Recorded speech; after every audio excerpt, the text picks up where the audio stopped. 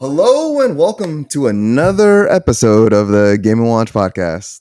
This is episode 102, and today I'm your host, Finest Dabs, and I have with me Sugoi Power. How you doing, buddy? Good. Thank you for that kind of introduction. I'm looking forward to today's episode. We have a lot to talk about.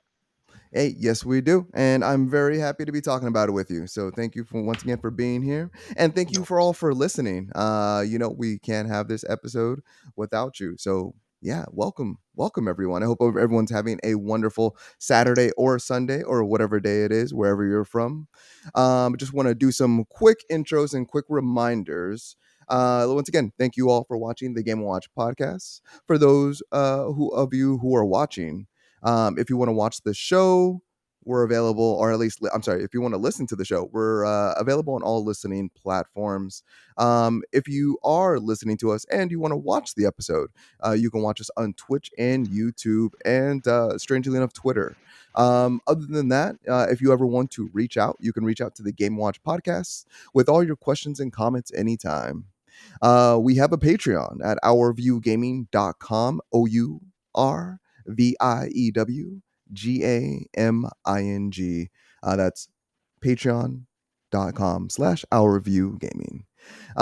Lastly, you'll find all of our personal links in our socials if you want to follow us, listen to us, or other. And then other than that, Sugoi, how you doing, man? Pretty good. A little bit tired. It is 4 o'clock in the morning in Australia, so bear with me a little bit. So I apologize for any yawns that I may do throughout the episodes. I'll try my best to hide it. No one is gonna blame you. A 4 a.m. podcast shift is insane. I do apologize in advance for that, but No worries. once Happy to again, be here. we're happy to have you. Let's see. It looks like we have Tutal in the audience. What's up, Tutal? Just say a quick shout out to that man right there, who is the usual host of the Game Watch podcast, but he's out of town on business, so he won't be joining us today. But other than that, real quickly before we dive into all of our gaming news, Sugoi, are you playing any games right now? And if so, we'd love to hear about them. Recently, I've just been engrossed in the new Total War Immortal Empires campaign, which according to some sources, the player count for that game was increased tenfold when they released the update and the DLC, which is insane because it just shows you how much people have been looking forward to this Immortal Empires campaign that they've been preaching since launch. So yeah, I've just been playing that mostly, playing the Hunt Showdown update, and also tried a little bit of the new fishing game, the Call of the Wild, the Angler, which is Never heard of it. amazing. Yeah. Oh yeah, it was released on the 31st of August. Actually, it was made by the same people who made the Call of the Wild, the Hunter series. If you ever played that, it's just like an open world first person hunting game. Now it's an open world first person fishing game, but It's really fun and it's really beautiful. Yeah. So is it an expansion or is it DLC or both, No, it's or a standalone game. it's a Yeah. standalone game? Okay. I think it was expansive worlds that makes it. I'm Mhm. not entirely sure now. Anyway, it's a fantastic game. You should check it out if you like fishing games and fishing simulations and stuff like that. It's really, really good. You know what? I haven't played the last time I played a game where I fished was Final Fantasy 15, and, that was I enjoyed it. I enjoyed it. It was a good time. So, I Mm. mean, it wasn't anything too complicated. I don't know if it's not like, what's that, like pro bass fishing, the Yeah. fishing simulators, nothing like that, but, Mm. yeah, usually I don't get into those very real, I don't know, like real world experiences like fishing, driving cars. Like I'm very much like a fictional fantasy type of person. But Oh yeah, understandable. yeah, Yeah. but if you're saying it's incredible, I mean, I might have to pop in for a dip for a little bit. Yeah, absolutely. Yeah, just check it out on Steam. It was a stealth, more or less a stealth release. There wasn't much marketing associated with the game, so I was a little surprised at that actually because of how well Mhm. Call of the Wild the Hunter did. So yeah. Well, that's awesome. Well, that's great to hear. I mean, you know what? I've been traveling so much. I mean, you think I would have been out on the lake fishing because I have not been playing mini games. But this week I did get a little bit in. I did get a little bit in. I got Hot Wheels Unleashed Yep. on my PS4. So that has been a trend that I've been consistently playing. There's a lot of in-game, they're not loot boxes because you're not paying for. Well, you can pay for them if you so choose to, Hmm. but there's a lot of loot boxes in that. They have a ton of Hot Wheels. Although of course all the good ones are locked behind DLC. So those packs are about like $25 per pack, and they have, Wow. I believe, 3 packs currently. So if you want to get like the Batman DLC, or if you want to get, I don't know what other ones they've done. I think they've done a Looney Tunes one also. Hmm. $50 just to get those extra cars that are themed, after popular IPs. Yeah, that's really really pricey for uh, a few extra cars or something like that. It's really pricey. Yeah, definitely. Considering generally the price of DLCs is listed around like what 12 to 15 or something like that. Yeah, and that's how they get you. And the DLC, I believe, don't quote me on this, I believe is $30. So if you want like the game with the expansion, that's going to get you at least the season 1 content. Hmm. Yeah, it's about $100. So Well, if you enjoy the game, though, I'm sure it's a worthy investment to have these DLCs, especially on if you play a lot as well. It's I just nice to do have. I do enjoy it, but the moment that I put down that amount of money, it's gonna take away instantly from my enjoyment. Yeah, I understand what you mean. I fully understand what you mean. Yep. Well, that's great to hear. I enjoy talking with you. That's enough about what we're playing. Let's dive into this gaming news. And just for all those people that are commenting in, we will read all your comments at the end of the show. For our game, for our chat room is what we call it. So keep on chatting in. We'll keep on looking at it, peeking in. If there's anything relevant to our conversation, we might pop it in during mid show. But otherwise, let's hop into this news. All right. So first on the list, we have GameCube. Let's see. So we actually might be receiving some rumored GameCube remasters. Let's see. So this comes from a website called Go Nintendo, where there's a whole bunch of rumors and leaks. Just in terms of, yeah, we might have games like F Zero GX, Metroid Prime, The Legend of Zelda, Twilight Princess, or other games like Pikmin 1 or Pikmin 2, supposedly being remastered for the Nintendo Switch. Um, yeah, the GameCube hasn't gotten much love on the Nintendo Switch. So, I mean, in my eyes, this would be a welcome, a welcome addition. Hmm. But in terms of, I don't know, Segoy, are you a GameCube fan, or did you have a GameCube, or even better, are you excited if this rumor does end up being true? I think so. I mean, there's a lot of gems on GameCube, and especially looking at Mhm. some of the games that they rumored to put out. Pikmin 1, Pikmin 2 were absolutely amazing. The Legend of Zelda Twilight Princess, The Legend of Zelda The Wind Waker. Honestly, any Zelda remakes at this point is unsurprising. I think it's only a matter of time before they come because of how popular the franchise has been doing and how um anticipated most of the people are for the new Zelda game coming out as well. So I think adding on to that repertoire of Zelda games would be smart on Nintendo's part. But yeah, is there any rumors on like if it's going to be a virtual machine, a separate virtual machine, or is this like you buy the games for them separately?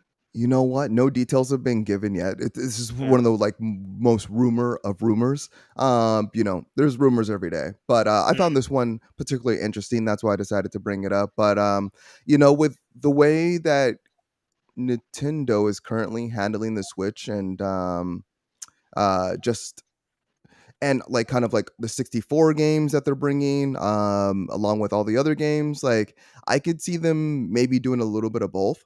mhm. Maybe they do remaster some first party games that are available for you to purchase in the near future, especially in the next coming years, but maybe a majority of them comes to like Switch Online. So if you're paying Yeah. that monthly subscription, then you'll be able to essentially play some of these games. But I think most of them, for the most part, if they are being remastered, I think they would be for a purchase, because that's them putting the extra work in order to shine a piece of crap. Not a piece of crap, but Yeah. polish a shoe a little bit, a dirty shoe. So I mean, if we're talking about remasters, Mario Sunshine has already been yeah. remastered, so to say. Yeah. So I was just looking at the list you've posted up. Yeah, I think it's entirely possible that they're doing more, giving the success of Mario. Mhm, mhm, Mm, and I mean, I think, even the Switch Online, I feel like, is doing relatively okay. I think mm. it's very much people, pay for it and forget it. Um, It's so very affordable compared yeah, to other services. Yeah. no, no. I just don't need any more subscriptions. Like, Fair enough. I have my Netflix, I have my Amazon, I just purchased the NFL package. Very much have my Game Pass, my PlayStation Plus. Just way too many ways to play games and not enough time. Oh, and I didn't even bring this up at the beginning of the show for what we're playing, but I don't dive into my Netflix app too often on Mhm. my phone, but when jumping in it, when just scrolling down in my feed, it's like, oh, you might like to play these games, and then there was just a list of mobile games that were all available for me to play via my phone, which was Yeah. I found interesting, and I've never seen before when I have hopped in that Netflix app. Oh, now that you mention it, I've actually downloaded a few games off Netflix and been playing. Yeah. um, yeah, like I said before, I think it was Into the Breach, right? I've been playing Into the Breach because I saw Netflix that is on the there. only, yeah, it's the only platform that allows it on mobile right now. And I was like, I was playing Faster Than Light the other day, and I was like, why isn't this game on mobile? It would be so fun on mobile. And then suddenly Into the Breach happened, and I'm like, okay, cool, yeah, Into the Breach on mobile, and Netflix of all the platforms to release on.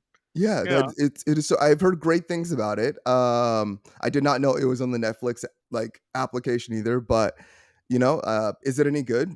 I mean, I know it's good from what I've been told, but, like, should I play it on the Netflix app? Is it I worth mean, playing?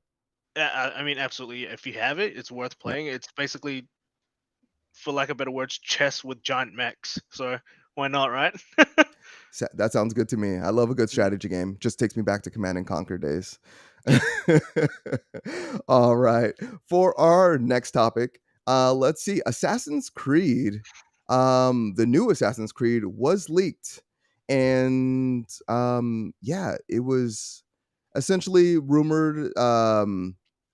It was rumored to, yeah. Well, let me say this. Okay, because there's actually a lot in this. Mm, Assassin's Creed was leaked by this guy on Twitter. Pardon me for getting his name off, and I'll pull it up while we're speaking about it. mhm. But in that, he posted it on his Twitter about the next game, and showed a couple images from that original story. Shortly after Ubisoft announced that the image is indeed real. Okay. they announced the title of the game, which was already people already had a good idea of what it's called, Assassin's Creed Mirage. And from there, they also went into essentially gameplay details. So the main character is named Basim, Hmm. and then he was in Assassin's Creed Valhalla, and so yeah, you know, this is I don't know. This is kind of a rumor to a fruition all in a day. And this happened a little bit earlier this week. Let's see. So I mean, I'm a big. I used to not big. I used to be a big Assassin's Creed fan.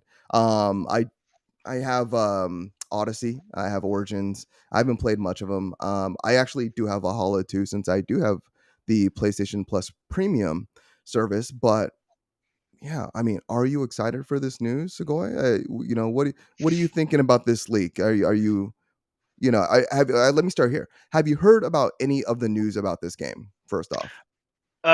Yes, I think I briefly saw the leaked photo above, and then when I Mm, saw it was set in like another sort of uh I want to say like Prince of Persia, Middle Eastern sort of setting.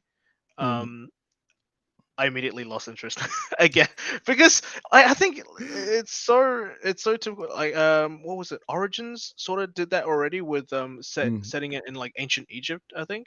And I mhm, think a lot of people have been wanting a sort of Eastern, East Asian, like East Asian Assassin's Creed game for the longest of times. I mean, I'm not gonna be mad at this game, yeah. but I don't really play Assassin's Creed to begin with. But yeah, I mean, it's promising. I mean, it looks good. Well, we did get that mobile Assassin's Creed where it was in China, I It believe. was, yeah, yeah, yeah. Yeah, That was, which I think it was, I think it was pretty good from memory. Like people praised it pretty well, and they were like, "Oh, if only this could have been like a full game." well, yeah, they so from what Ubisoft has said since they've kind of like opened the floodgates, we are getting a as you can see on screen, we're getting a UB Forward September 10th, so just right around the corner for all those Hmm. that are interested in Assassin's Creed. But even more interesting with this particular news story was they said they're going to go back to Assassin's Creed their roots. So they said it's going to be a smaller game, more set in the tone of the original Assassin's Creed game. So if you Hmm. played like one or two or Brotherhood or any of those, we might be going to that more smaller, compact, just overall Assassin's Creed, and I think that excites me more than anything because just the last couple of Assassin's Creed have seemed so bloated. We complained about how many markers there were on the map, and they doubled down. Like, they were like, "Oh, this is too many markers. We're gonna put even more just points all over your map." And I Yeah. think in that respect, that's why so many people loved Elden Ring was Hmm. because it was an open map. You only put down your own markers, and there was nothing on the map. It's like explore, Yeah. open world. So we'll see if Yubi does, follows in suit. Um, yeah, I'm probably gonna play this game. I foresee myself purchasing this as I do purchase most Assassin's Creed games. Fair enough. Yeah. I guess I'm guessing that I've played Assassin's Creed 3. You guys go back to the old games where it's like small compact maps where they let you like explore zones and then you move Mhm. on, right? Yeah, yeah, absolutely. Yeah. So I mean, those were kind of like separated by loading screens more so, but Yeah, yeah. yeah, it was still like, hey, there goes this particular area. There's going to be like some secret treasures like outside of the main village or hub. But it was like explore this castle, assassinate this person, or assassinate this person, do a couple follow missions or XP, I can't, the word I'm trying to say. Yeah, yeah. But do some stealth shit, okay? It's Fair enough. what I'm trying to say. And then once you clear out that zone, you go to the next zone. Yep. Yeah. Yeah. I think going back to that will definitely make things a lot easier because yeah, I heard how Odyssey and Origins was just really big, but then more or less like the same thing over and over again. Like um, I think it shared the same problem with Far Cry. Hmm. Um, more the recent Far Cry games. But yeah, so glad to see that they're taking a step back and going back to what Assassin's Creed originally was, and see if it works out for them. I'm sure it'll work out fine for them. Yeah. Yeah, yeah. I mean, this is Ubisoft's golden goose, Yeah. so to speak. So I'm excited to go to Baghdad, and I hope you all are also. Let's see. And for our next topic, we are going to be talking Fortnite. A lot of Fortnite. So there's a lot to talk about here, but let's dive right in. We have several Fortnite teases and leaks. Let's see. So where to begin? I would say, let's see. Let's start with the Lady Gaga concert. Okay. Hmm. So this is potentially. All these are leaks and potential rumors. But a newly discovered audio point essentially hints that Lady Gaga crossover might be happening in the battle royale game. So with that, we're not sure if this is going to be akin to the Ariana Grande or or even the Travis Scott events that they had, which were completely massive. I did not partake in them, but I did watch them.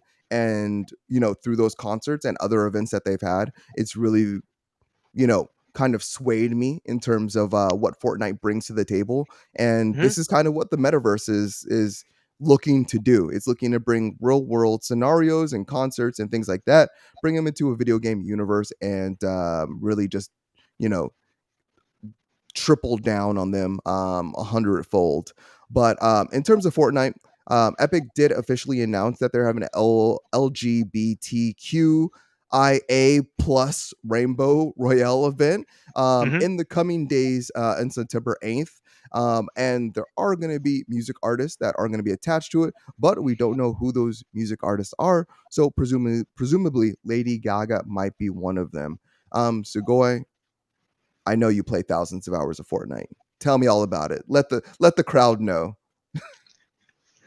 Thousands of hours of Fortnite. I'm like the least qualified person here to talk about Fortnite. But no, I'm aware that Fortnite has been doing and partnering up with artists over the years to bring these performances on their platform. I mean, it's just good for both people, really. It's just good for both parties. It's good for Fortnite. It's good for it's good for the artists. Not that Lady Gaga needs more exposure, but you know, she's getting it. So Yeah. congratulations to her. Yeah. I guess there's going to be a huge event. Like you, I don't really partake in it, but I'll see how the event goes, see the turnout, and then eventually like see the news and the follow up from these concerts as well. Mm-hmm. Mm. Yeah. I don't no, I totally agree. It's really a mutually beneficial thing for everyone. And who would have thought like we'd be seeing, you know, in the last like 5 years, we'd be seeing like live concerts, live, not live concerts, like in Yeah, video like who games. would have? Yeah. And Fortnite Uh, War. Yeah, absolutely. But I mean, Fortnite just keeps on banging them out, and they keep on banging out the just the collaborations that they keep on doing. So Yeah. in recent news, we've actually gotten more news. So in the season 4 battle pass, it was rumored that they were going to bring Spider-Verse characters, Hmm. Spider Gwen and Miles Morales essentially into Fortnite. Since then, breaking news, it has now been confirmed that they will be in the season 4 battle pass. And that just makes me so excited because I'm such a fan of Into the Spider Verse. It is one of my movies that I continuously watch over and over and over again. And I keep on introducing it to my son, uh, hoping that he latches onto the movie and just realizes it's this wonderful, wonderful game, or movie. I'm sorry, but now going to be in a game. But even last month, or actually currently, I should say, when Fortnite brought Dragon Balls to Mm. Fortnite, that was like, oh damn, I kind of want to jump in just to shoot off a couple Kamehamehas. And now we're getting Miles Morales and Spider Gwen into the next season. So does this band does this what character would they have to bring to Fortnite in order to get you into the game? That's such a difficult question. I don't think they could bring any character in to get me playing that sort of game. But um, like yourself, I think I really enjoy. I do enjoy looking at all the collaborations that they do with other popular pop culture games icons, and just things in general. Like you said, they did Dragon Ball Z recently, and then a while back they did Naruto as well, and they've just Mhm, done all sorts of stuff. And now, like yourself, I really do enjoy the Spider Verse movies. The Spider Verse movie is one. I can't wait for the second one. mhm. Um, yeah, so seeing this come to Fortnite is just it's great because it's giving more exposure to the movie as well, which is absolutely brilliant. But to answer your question, I don't think they could bring in anything for me to play this game. Yeah, Well, that's fair. I mean, at least you're honest. I mm, mean, hey, I'm slowly becoming a convert, but I appreciate your honesty. So, thank are you tired of talking about Fortnite? you. No, I mean It we can doesn't talk about it more. matter. It doesn't. We still got more Fortnite news. I'm sorry. Yeah. We got more. We got more. Last one though. I promise.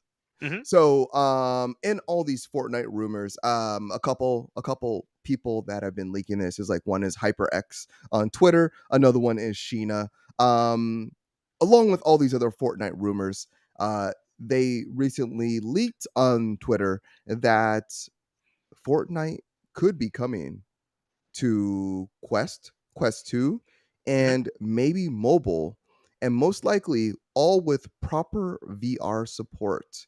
The only thing with this is the current Quest is kind of hindered by the Qualcomm Snapdragon XR2 processor, so we think it's more likely going to come to the Quest 2, and it's going to be a big announcement when they announce the Quest 2, supposedly in October, as Mark Zuckerberg said on the Joe Rogan podcast that we talked about last week in last week's episode.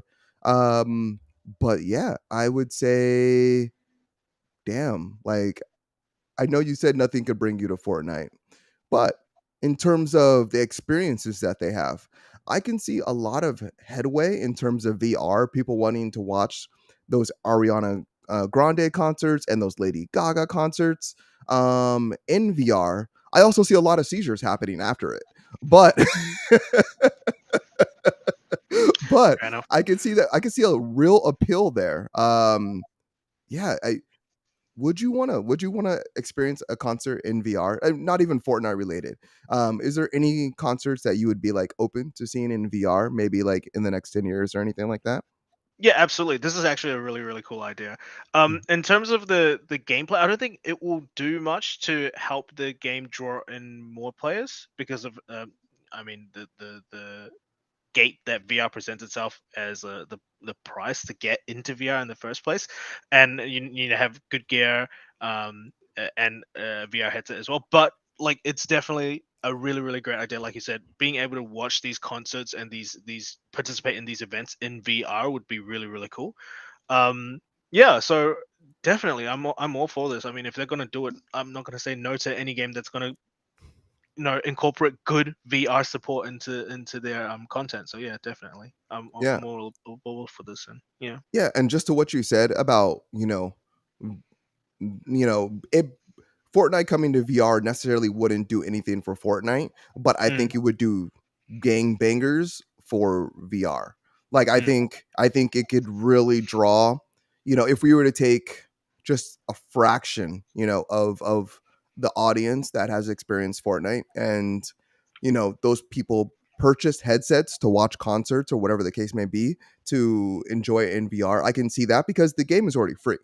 You're not paying unless you pay mm, for the battle pass. You're not paying for anything in Fortnite. So just experiencing, having to pay like, $350, $400, depending on whatever headset you buy, or even into the thousands of dollars if you go like HTC Vive or something like that.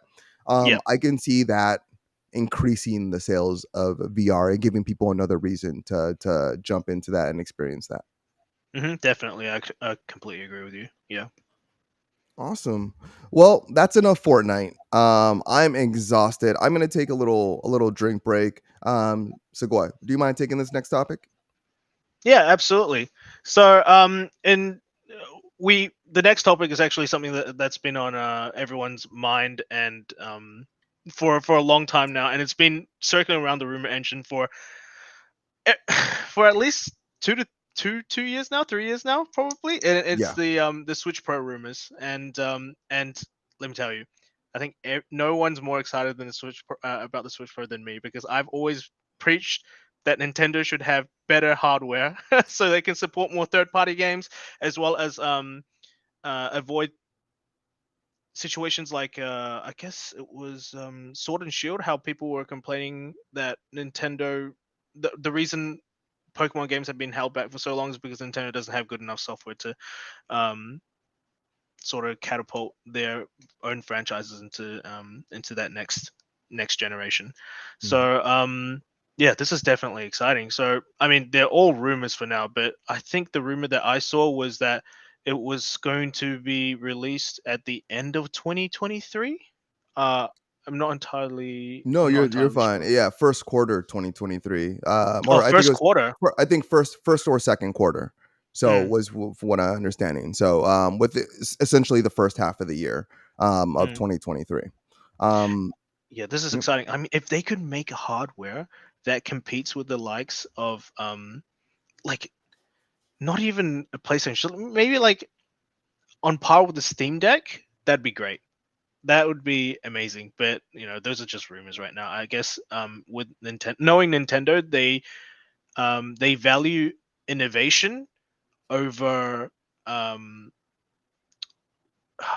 like innovation over popular trends, like how hardware needs to be running certain graphics cards, processors, stuff like that. They mhm. value sort of like that sort of. You can see it with the OLED screen as well. Like the display on that thing was absolutely beautiful and amazing as well. So I don't know. We'll see how it goes. At this stage, I believe it will come out, but it won't be called the Switch Pro. It might be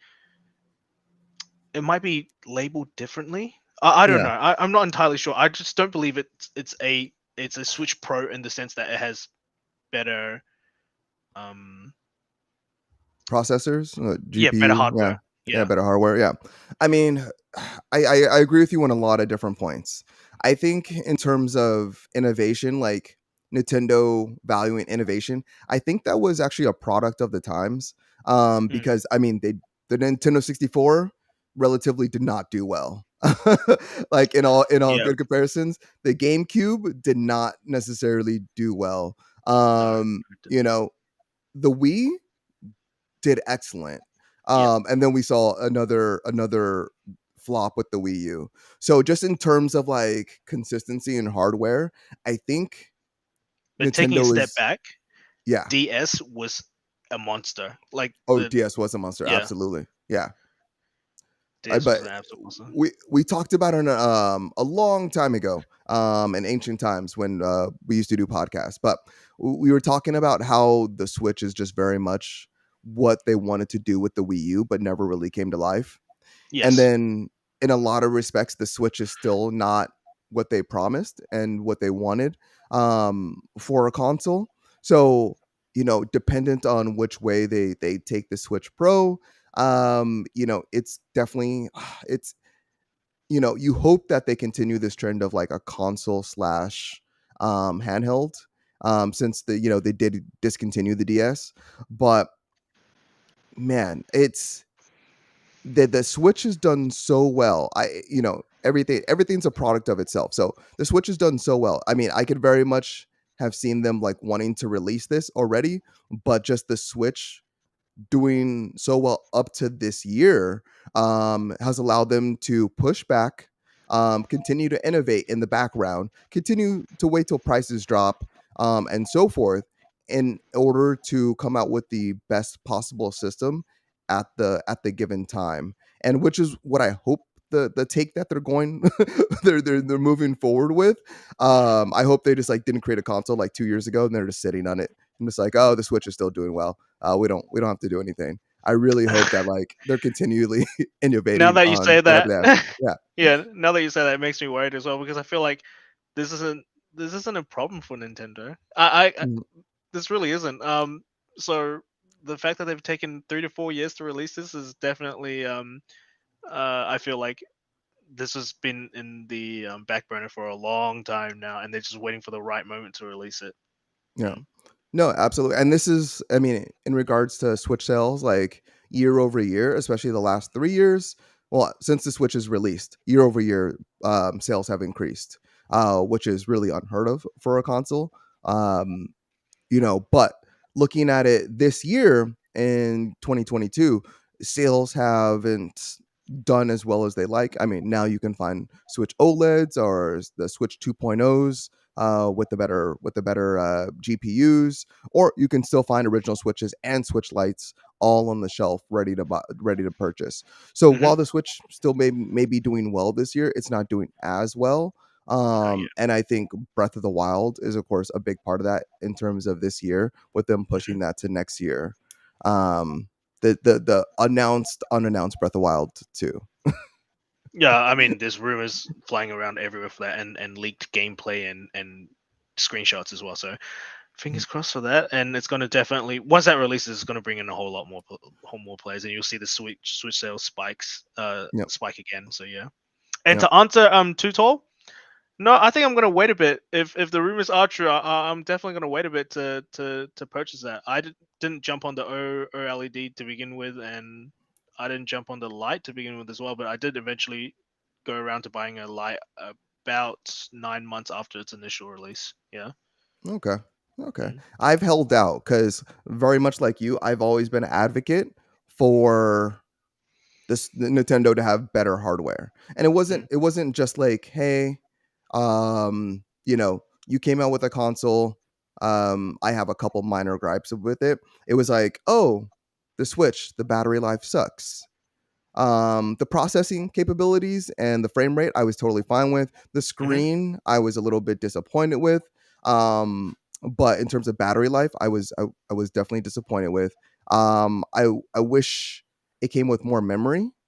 Initially, you instantly have to buy SD card. Otherwise, like you buy Breath of the Wild and it eats up all the internal memory. The Joy Cons was a kind of a disappointment for me, so I would have to purchase a controller, a pro controller right out right out the gate. Mhm. Um, you know, so I'm like a battery pack, like a memory card. You're talking about an extra controller. I'm like looking at, I'm like, dude, I'm gonna buy this console, and it's not gonna cost me, $300 out the door. I'm just like, it's gonna cost me $500 out the door. Mhm. Not including like any games that I want to buy. And there's a whole issue with Joy-Con drift all these years also, which was a very much a deterrent for me. And they've been sued like several times, and only recently, in the last like year, have it like acknowledged it, like to the press, like that they're fixing the issue or have fixed the issue. But yeah, there's a lot of issues with it. Do you think that the Switch the Switch Pro would come out within the first or second quarter of next year? Do you think the reason of that is because of the popularity of the Steam Deck and really all these other handhelds that are coming out? Because if you really look at the landscape, there's been the Steam Deck and the Switch are the most popular, but there's been like 6 handhelds that have been released over the last year, and there's like, or a year or two, and there's even more that are coming out in the next coming years. Hmm. Yeah, absolutely. So I think the Steam Deck and the Switch fill different niches. I think ultimately with the Switch, it always has its exclusivity to sort of push it and help it boost its sales and stay Can I pause competitive. you right there though? Yeah, absolutely. But the Steam Deck is the ultimate emulator.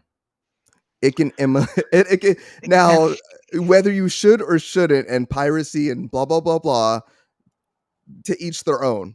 But you can play Switch games on a Steam Deck. I don't know if You Nintendo knows can. this.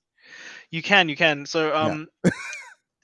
it's hard to say. I guess this is where Nintendo's strong point comes in because like I said before, their strategy is innovation. So I mean, just having a look at when the Switch was released versus when the Steam Deck is rumored to be released, especially since we can't even get our hands on it in Australia yet. Mhm. I think by the time Steam Deck gets well and truly in gamers' hands, Nintendo Switch would have thought of something else to Yep. just stay ahead. You know, Yep. I love it. No, I you're totally right. yeah. Like if Nintendo announces a Switch Pro within the next year, and they have good supply, like I can see 10 million units of the Switch Pro selling just like that. Where Mm, I don't know the sales numbers on the Steam Decks, but I don't think they're at 10 million yet, and they're approaching a year, of release. hmm Yeah, definitely. I think the Steam Deck just needs to open its sales to more of the world now. I think it's slowly doing that once Valve has seen the success of it. Um, but in terms of the emulation stuff, I totally agree with you. Steam Deck has will place you will see in shortly after everyone gets their hands on it. People playing like Breath of the Wild and Pokemon in no time, and that's gonna definitely rub Nintendo the wrong way. But yeah, it's I think it's inevitable. It's gonna happen. Yeah, I'm sure it's already bothered Nintendo quite a bit. Mm, But there's not much they can do legally there. mhm. But I can see them trying to put a stop to it regardless. They're just trying to figure out which direction or like they should come from in order Yeah, to assist that. All yeah. right. And the Well, that direction they're was taking right now is definitely not. oh yeah. The community just doesn't like it. Yeah. Yeah. No, not so much. Mm, All right. Well, let's continue our Nintendo talk. Let's see. So Mario Kart Tour is going to remove gotcha elements in its next update. And if you're not familiar, Mario Kart Tour is the mobile Mario Kart. Nintendo's recently removed their mobile division, but they still have a couple games out there like Mario Run and Mario Kart Tour. But in their next update, they are going to remove a lot of the elements that are well people consider predatory mhm, on just the common people, kids and so forth. um you know Other games that have like those gotcha elements, it's like Genshin Impact, you know um Pokemon Masters EX and things like that. But Nintendo is doing this kind of just surprise update. They're also going to do like new drivers, cards, gliders, mhm, and things of that nature. So that's all great. That's amazing. But just them removing kind of the microtransactions of the game, I think almost breathes new life into it. How do you feel about like those gotcha elements or microtransactions, Sugoi? I think it's a necessity for mobile games. Like I hate it. I think, but I realize the importance of it because of the way the game's monetized and how it's like free to all players. It's hard to say really because it's like if it doesn't exist, mobile games doesn't exist. Yeah, A lot of mobile games don't exist because we won't get games like Genshin Impact, which is by itself a really good free to play game. it is. But if it just didn't have that gotcha element, there was no way it could survive. So unless people are willing to pay, I know a lot of people would say, oh, I'm willing to pay full price for a game and whatever, and but the downside of it is you get that one time payment and that's it. Whereas like the gacha element lets the game survive on for years and years and years to come as a live Mhm. service. So it's it's a it's a it's a sort of hard situation to say, but I definitely can. There's no reason for Nintendo to do it. I don't think so. There's no Yeah. reason. There's no reason. Yeah. Yeah, no, I totally agree. Just when you're spending hundreds of thousands of dollars, millions of dollars, Mm, hundreds of millions of dollars on hiring a crew, you're not knowing how this game is going to really impact the world when it releases. And you're kind of taking this leap of faith, and you're like, hey, all of our work is free for you. You only have to pay for the things that you want to. If you, whether it's a battle pass or whether it's cosmetics or extra rubies or whatever the case may be to mm, allow that game survive.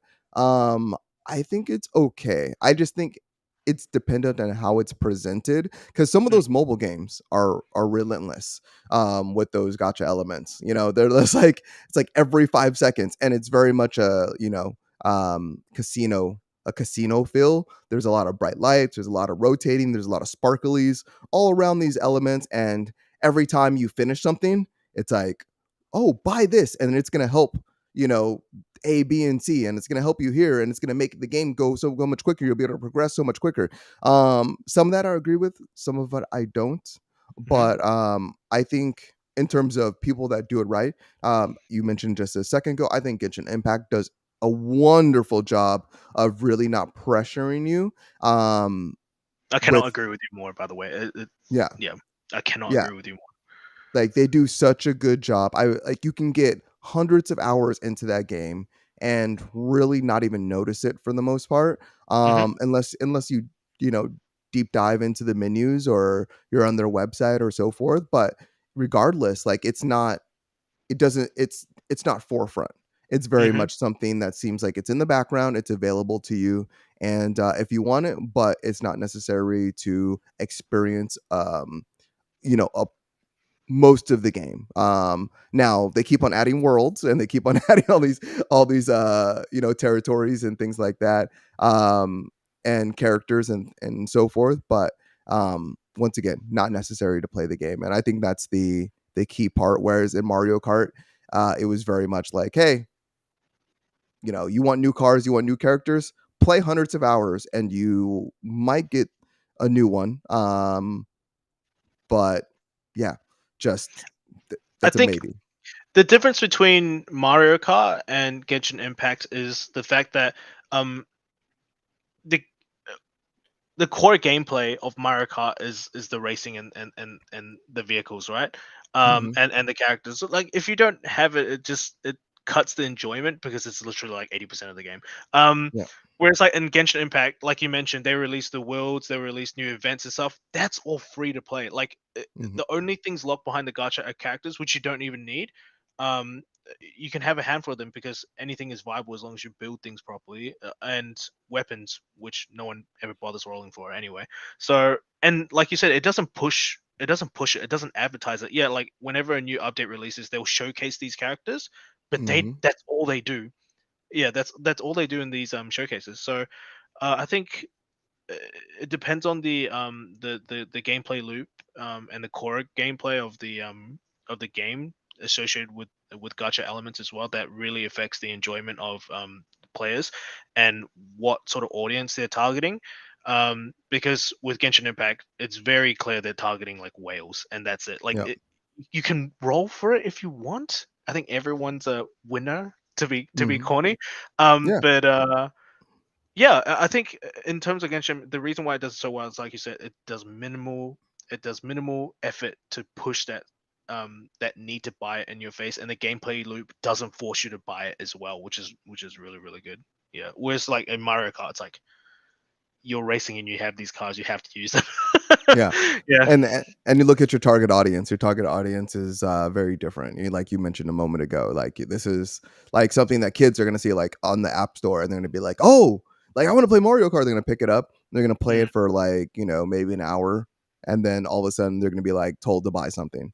mhm. And I That's the biggest problem, because then it's like as a parent, like if it's linked to your card, you can just purchase it, like a kid could just purchase it by the press of a button. Yeah, yeah. And then yeah, it kind of leads to that addictive behavior. But we're going to talk about that more in a little bit. Let's Mhm, go ahead and move on to our next topic. Let's see. So another rumor, this is via Microsoft, but Microsoft's Game Pass friends and family has been confirmed, and it goes live. It's actually has gone live in 2 countries. So it was rumored, but has since been confirmed and now has gone live in 2 countries. We're looking at essentially a approximate, looking at conversion, we're looking at approximately like $25 is the mhm. estimated price, or $5 per person. Added to your account is another way to look at it. But yeah, I think this friends and family could be big for Microsoft, especially in light of the PlayStation Premium, Extra, and Plus all being recently released, and that's kind of, it's its own service, and they've been releasing some bangers on that. But Mm. in terms of being able, the only requirement in terms of this service at this time is that the people have to be in the same country. So I see. Yep. me and all my fellow Game Watch podcasters or that are in this country, or any of my friends can purchase the friends and family. We all pitch in $5 a month towards it. Oop. And Cool. We seem to have lost them. Um, we can't hear you. Hmm. can you hear me now? Yes, we can. Okay, sorry about that. I had a quick mic issue. Mm.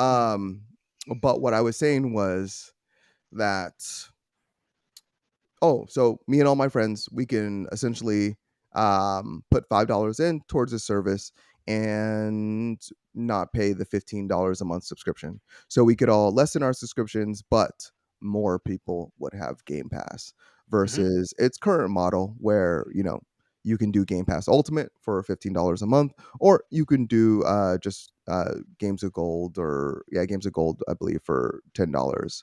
Um, yeah, how do you first off, Segoy, do you have Game Pass? I don't currently, but I did for a couple of months before when, jeez, I forgot the game. That was, I think it might have been that Obsidian like sci-fi game. It's out Outer Worlds. Outer Worlds. I think I got it for Outer Worlds. Yeah. Yeah. So not anymore. But this idea is really really great. If I had friends in Australia who want to also um, who want to Wait, also wait, buy wait, wait. There was a pretty long pause right there. Where are your friends? all over the world, just not in Australia. That's for sure. Like we have, like hopefully they do a thing where Australia and New Zealand can buy it together. So maybe, Okay. yeah. So we'll see. I think this is a great idea. Like you said before, paying $15 a month down to what, $5 a month per player for, each for the new Game Pass family is definitely great. It'll encourage a lot more people to join. I think people who were on the fence before, hesitant to join because of paying $15 a month for another subscription, like you said, suddenly down to $5 a month, and a whole bunch of friends that you can play with as well. That you're guaranteed to have friends to play with on multiplayer online games. Yeah, it's definitely a positive, and I can see joining when they release it in oceanic regions as well. Hmm. Yeah, absolutely. All makes a good point. Well, while you guys only recently have met in our Discord, there's Matt Hmm. in Australia also. So, once again, if you were interested in the service, then that might be available to you that way. Um, yeah, you know what? It could be big. It's really just gonna bring it to the masses. As Game Pass really brings, like they recently demoed their Samsung TVs Hmm. that have Game Pass like built into it. It's already on mobile phones. I've been gaming on my phone since I've been traveling so much these last like month. Been gaming so much on my phone. I really need like a what's it, like a Kishi phone adapter, like where like it adds the controller to Yep. your Yep. like phone, or I know they have other ones. I know Microsoft has their own and so forth. But yeah, I really need one of those because between Netflix, Game Pass, and even PlayStation, uh, you know, I can really foresee myself playing a lot more of these games on mobile handhelds. Mm, yeah, definitely. I think with time, mobile gaming, as much as we used to hate it, it's becoming a bigger and bigger titan. Like it already is. To be fair with you, it's Oh huge. yeah, it's huge. Yeah. Absolutely. All right, let's go ahead and jump into our next topic. We're still talking Game Pass though. So don't let that fool you. But in regards to the next topic, let's see. Call of Duty will join Xbox Games Pass on day one, but will still launch on Sony PlayStation on the same day. Hmm. Yeah, so this has kind of been since the Activision Blizzard acquisition, Acquisition. Mm. yeah, this has been very top of mind for PlayStation players. Just wondering what Phil Spencer and Xbox is going to do with not only this series, but everything that Blizzard has to offer. Mhm. Even though a lot of these people at the same time were like, "Oh, I'm writing off Blizzard games and Yeah. Activision games because all the turmoil that happened over there."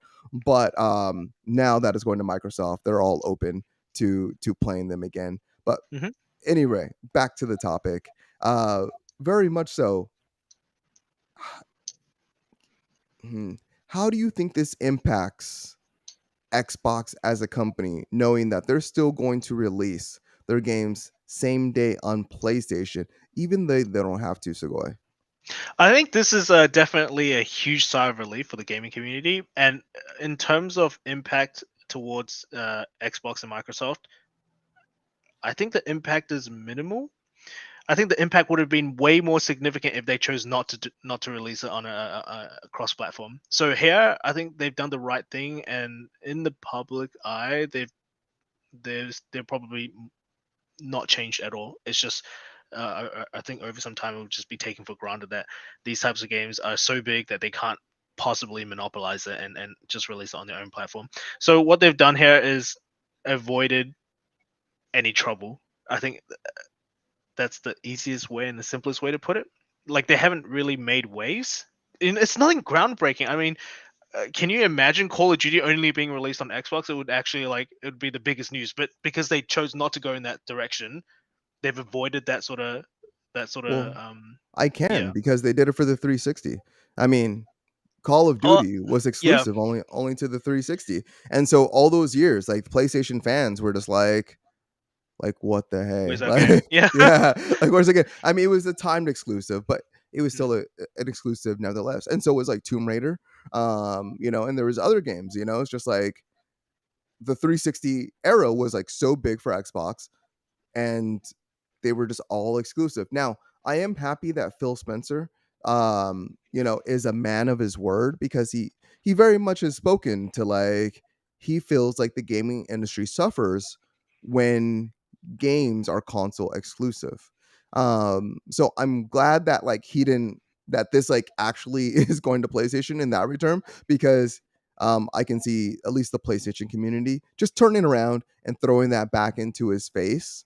mhm, um but even more so, I think this is a I think this is in light of the acquisition because right now the CMA is actually reviewing the acquisition right now, and they're essentially they still have to make their ruling on whether they're going to allow this acquisition to move forward.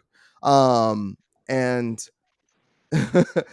Phil Spencer, you know, is essentially the CMA has already said they stated their concerns about Call of Duty and its continued availability on other consoles, not necessarily PlayStation, but other consoles post merger. mm, So with Xbox putting out this news so timely, the CMA has no reason not to believe him. But it increases their possibility of acquisition actually happening. yeah. And I think that's more of the motive than the actual like, oh, we want to appease PlayStation owners or, in terms of financial decisions. I don't even think it has anything to do with that. I think it has in terms of financial decision and impact on if this acquisition doesn't go through, Mhm. Xbox is screwed. Yeah. That Like, yeah, I completely agree with you. Yeah, yeah. That everything you said was it makes entire sense. Like why they have no reason to appease the PlayStation. What you said is definitely definitely true. I feel yeah.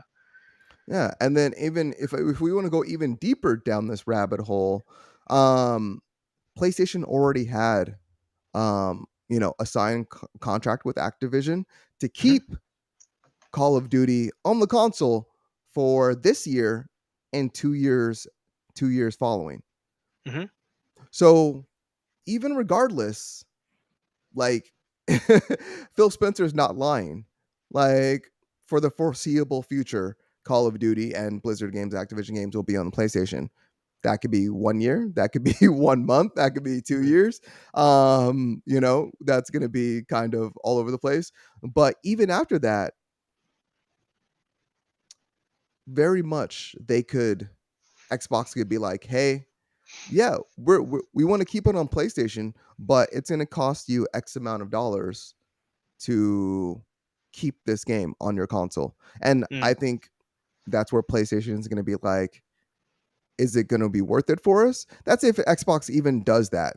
But they have the capability to if this acquisition does go through. Because regardless, PlayStation still had the contract signed for the next couple of years. So Call of Duty was going to come to the console nevertheless. But after that contract's up, what does that look like for PlayStation? Yeah, And is isn't that that the scary thing though? It looks like they have the power and they could pull the trigger at any moment.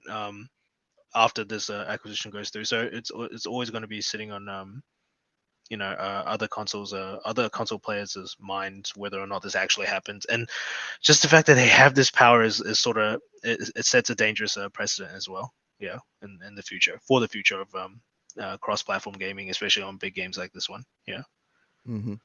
Yeah, no, I totally agree.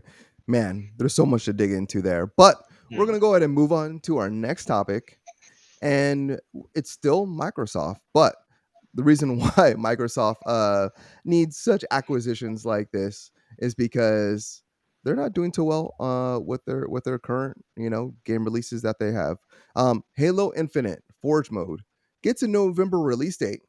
Applause. Woo! Yes. But Hmm. split screen and split screen co-op has been canceled.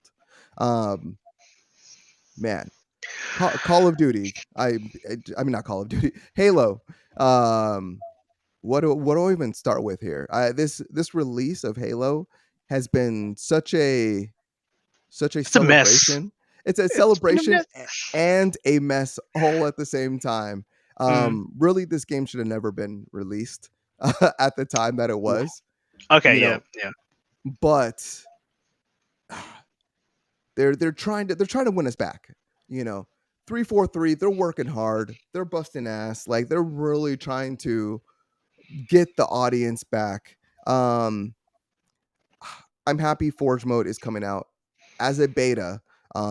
This coming November, I believe, is when it said it was going to release. But for any features to be canceled at this point, any features, whether used or not used, it is does not look good for that franchise or this developer. So go ahead. Do you have any thoughts? You already said it was a mess. But enlighten us. What's your Halo Ellie's view or experience been these last few years? So I've never been a Halo competitive player. So being sort of co-op, that co-op side of things, playing through the campaign on like hard legendary difficulties, with a friend on a weekend in the same room, playing on split screen was definitely like an integral part of my Halo experience growing up. So seeing split screen get removed is really sad. But in our day and age, I don't think it's that important. To be honest and to be fair, I don't think it's that important with our current situation. I'm I, totally I there with you. No, yeah, yeah, I know. I totally agree. What are you saying? Mm. I think it'd be unfair of me to say that it has no impact. It's got some impact because I think a lot of people associate Halo with that sort of split screen co-op, sitting side by side playing experience. But like you said before, I think they're doing a lot to try bring us back. Um, they're doing a lot to try bring us back, and yeah, so it's just a mess. Like I want to like Halo so much. I really want to like this new game so much, but I can't because every move they make is making it is making it worse in my opinion. Well, not in that regard, but like canceling split screen co-op, like what Tutor has said is definitely not a good look for Halo at all. And it's not something that's really difficult to implement. I believe. I mean, I I mean, don't think so. I'm not a developer, but I just would Mm. have thought like it's been like a 7, like, I think it would be like 7-year development cycle if, like, you count, Yeah. like, up until now, maybe, like, 8 years. So to having that not in place or, like, almost complete at this point where or in a place that you would feel it's okay to cancel it, even a year after the game is been out, I think is the bigger issue. Yeah, Um, definitely. I agree. what's happening behind the scenes of that game? Like, what is going on in 343 that needed to delay the game a year? Not only delay the game, but they've only released 2 maps, like, since the game has come out. In addition to that, like the hardcore like the most hardcore players have given up like playing the game just because like there's nothing to do. Mm, The original season pass was like 6 months. Like mm, it's such a long period for a season pass. So like 3 months in, everybody had everything. mm, Um, in addition to that, the qualifications or the requirements for the originals that 6 month season pass were so ridiculous, people were upset. But then they lessened the restrictions and revamped it, and then everyone got everything in an instance, and then they're all upset that there's nothing to do. Um, and now they're finally coming out with Forge mode in a beta state, but they're only coming out with 2 more maps in November when that releases, and those maps are very much Forge specific. They're not mm. even like multiplayer maps. Give us the old maps. Like there's been there's Like, been yeah, all it's this. you make a really good point. Just bring in remastered old maps, right? Like even then, that would sate players It'd be to some something. degree. Yeah, It'd be something, but we don't even have those. yeah. I don't know what they do. I really don't. I think like, you'd think that maybe it's a lack of teams. Like, is the team too small? Like, why does I it take so long for I them to I release can't content? believe that it is because this game is so important to Microsoft, Mm, um, that that team they could hire as many people as they wanted for that team. But mm, I just like the management and the organization can't be being run well or ran well. yep. Because just to be this far in and not have more, and I know there's recently been some, developers with that worked on Halo that have said like, oh yeah, like a whole bunch of stuff was cut.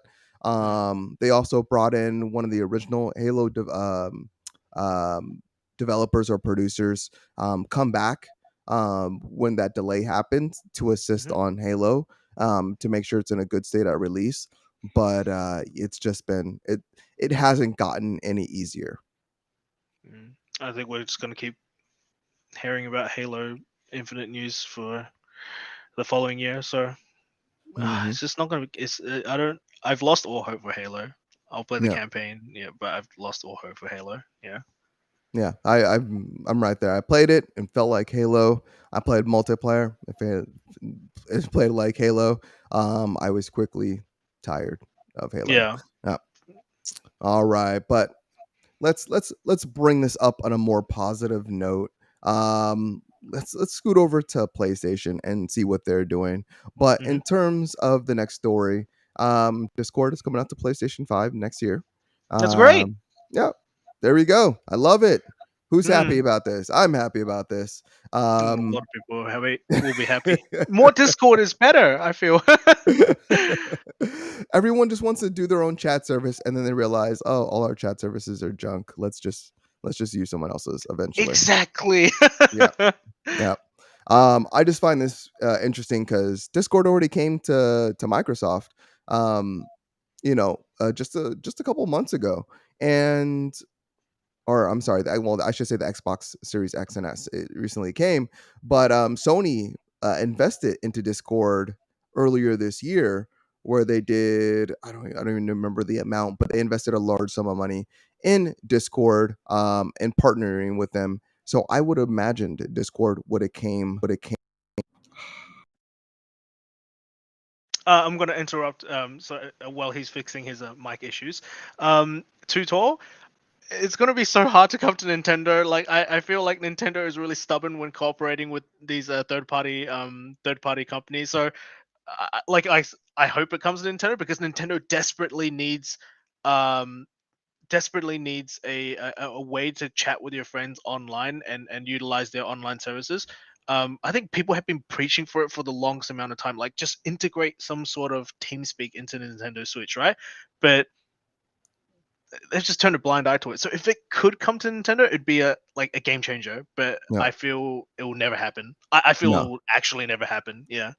It maybe give it, not the Switch Pro, but the Switch Pro Plus or Oh yeah, whatever yeah, or whatever yeah. that console is in Hmm. several many years. Hmm. But yeah, that's not happening anytime soon. Oh, Um, yeah, unfortunate. yeah, I totally forgot my point, but, thank you for taking over while my mic continues to cut out, so I appreciate No, that. no worries, no worries. Let's continue on to our next story. Sony forms a PlayStation Studios mobile division. This is kind of following suit as PlayStation also has started a PC division. So yeah, Sony is essentially looking to bring new IP and existing IP that they currently have um, to their AAA or they to mobile devices and creating a AAA mobile live service. And to do this, they purchased another studio. There was another acquisition that has been silently swept under the rug. They purchased Savage Game Studios to Hmm. make this happen. Sugoi, did you know about this acquisition? This one I felt like was came by like "Ugh." No, I wasn't aware of this acquisition, but I think more and more companies are realizing the titan that is mobile gaming. If you have just pulling something basic off the top of my head, something like League of Legends, right? It's absolutely ridiculous. If you look at the gross income from uh league from Riot Games, the highest grossing by a long shot, doubling League on PC, is Wild Rift, which is which is the mobile version of League of Legends. It's insane how much money that game brings in compared to League, which has been out for years, mind you, and Wild Rift has been out for I would say less than a year. I'm pretty sure less than a year, Yeah, maybe. It's crazy. Like I think more and more companies realize that they can capitalize on the mobile gaming industry because it good games um haven't saturated the market completely yet. yeah, I feel. Yeah, absolutely. It's very much a more simplistic type of games, but games have, of course, gotten more complex over time, especially as they're exactly, bringing with like more hardware as well. ports. Yeah, and they're bringing more and more ports of existing franchises to the actual mobile field. It's insane, but you know, man, I think this is going to be big for Sony because I mean, Game Studios hasn't released a game yet, but the thing about it is the founders are veteran developers and they have decades of experience and Exactly. they've worked on like Spider-Man Spider-Man for the PlayStation 4 and 5, World of Tanks, Clash of Clans, Supercell, Farmville, Angry Birds. So just if you look at that spectrum, like everything from AAA releases on the PlayStation consoles, everything to bangers on mobile, you Hmm. know, like every one of those mobile games that I just recently spoke to, all just did phenomenal. And Exactly. combine that together and put that under PlayStation's wing with PlayStation IP. Oh, God of War. I don't even God of War race. No, not racing. I Yeah, don't like even know. I know what you mean. Like a God of Yeah, War mobile game coming out, it would be. I don't know. It would be great. I'm yeah, keen to see it. Yeah. yeah. I mean, See, I'm like just. even. Oh, sorry. Oh no, no. Please go on.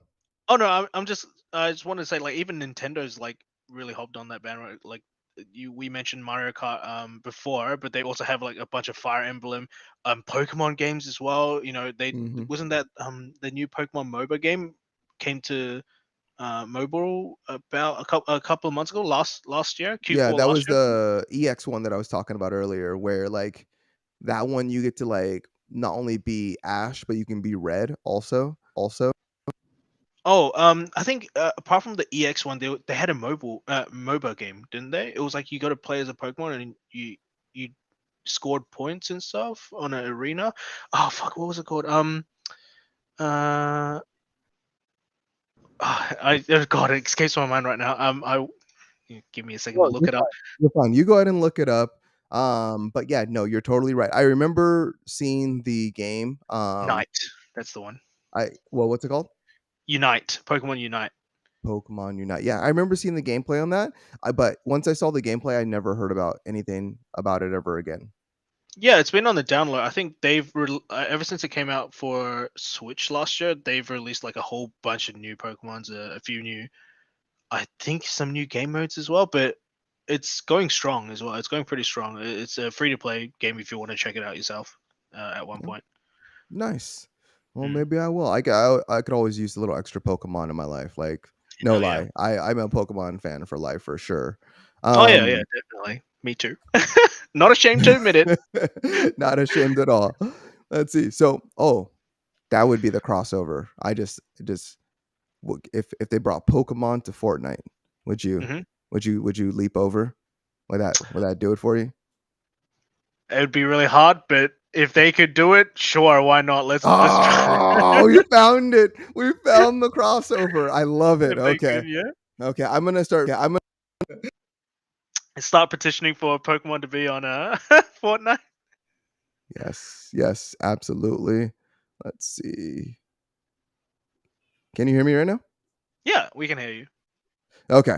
Perfect, perfect. Just making sure. Right.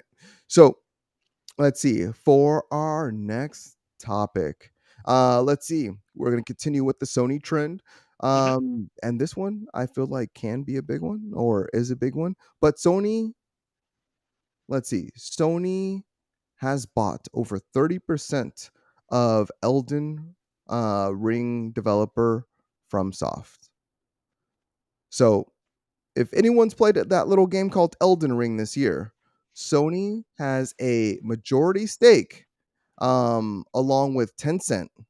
Tencent also purchased an equal portion of stake in Tencent. I'm sorry, in In FromSoft. from way. Let me start over.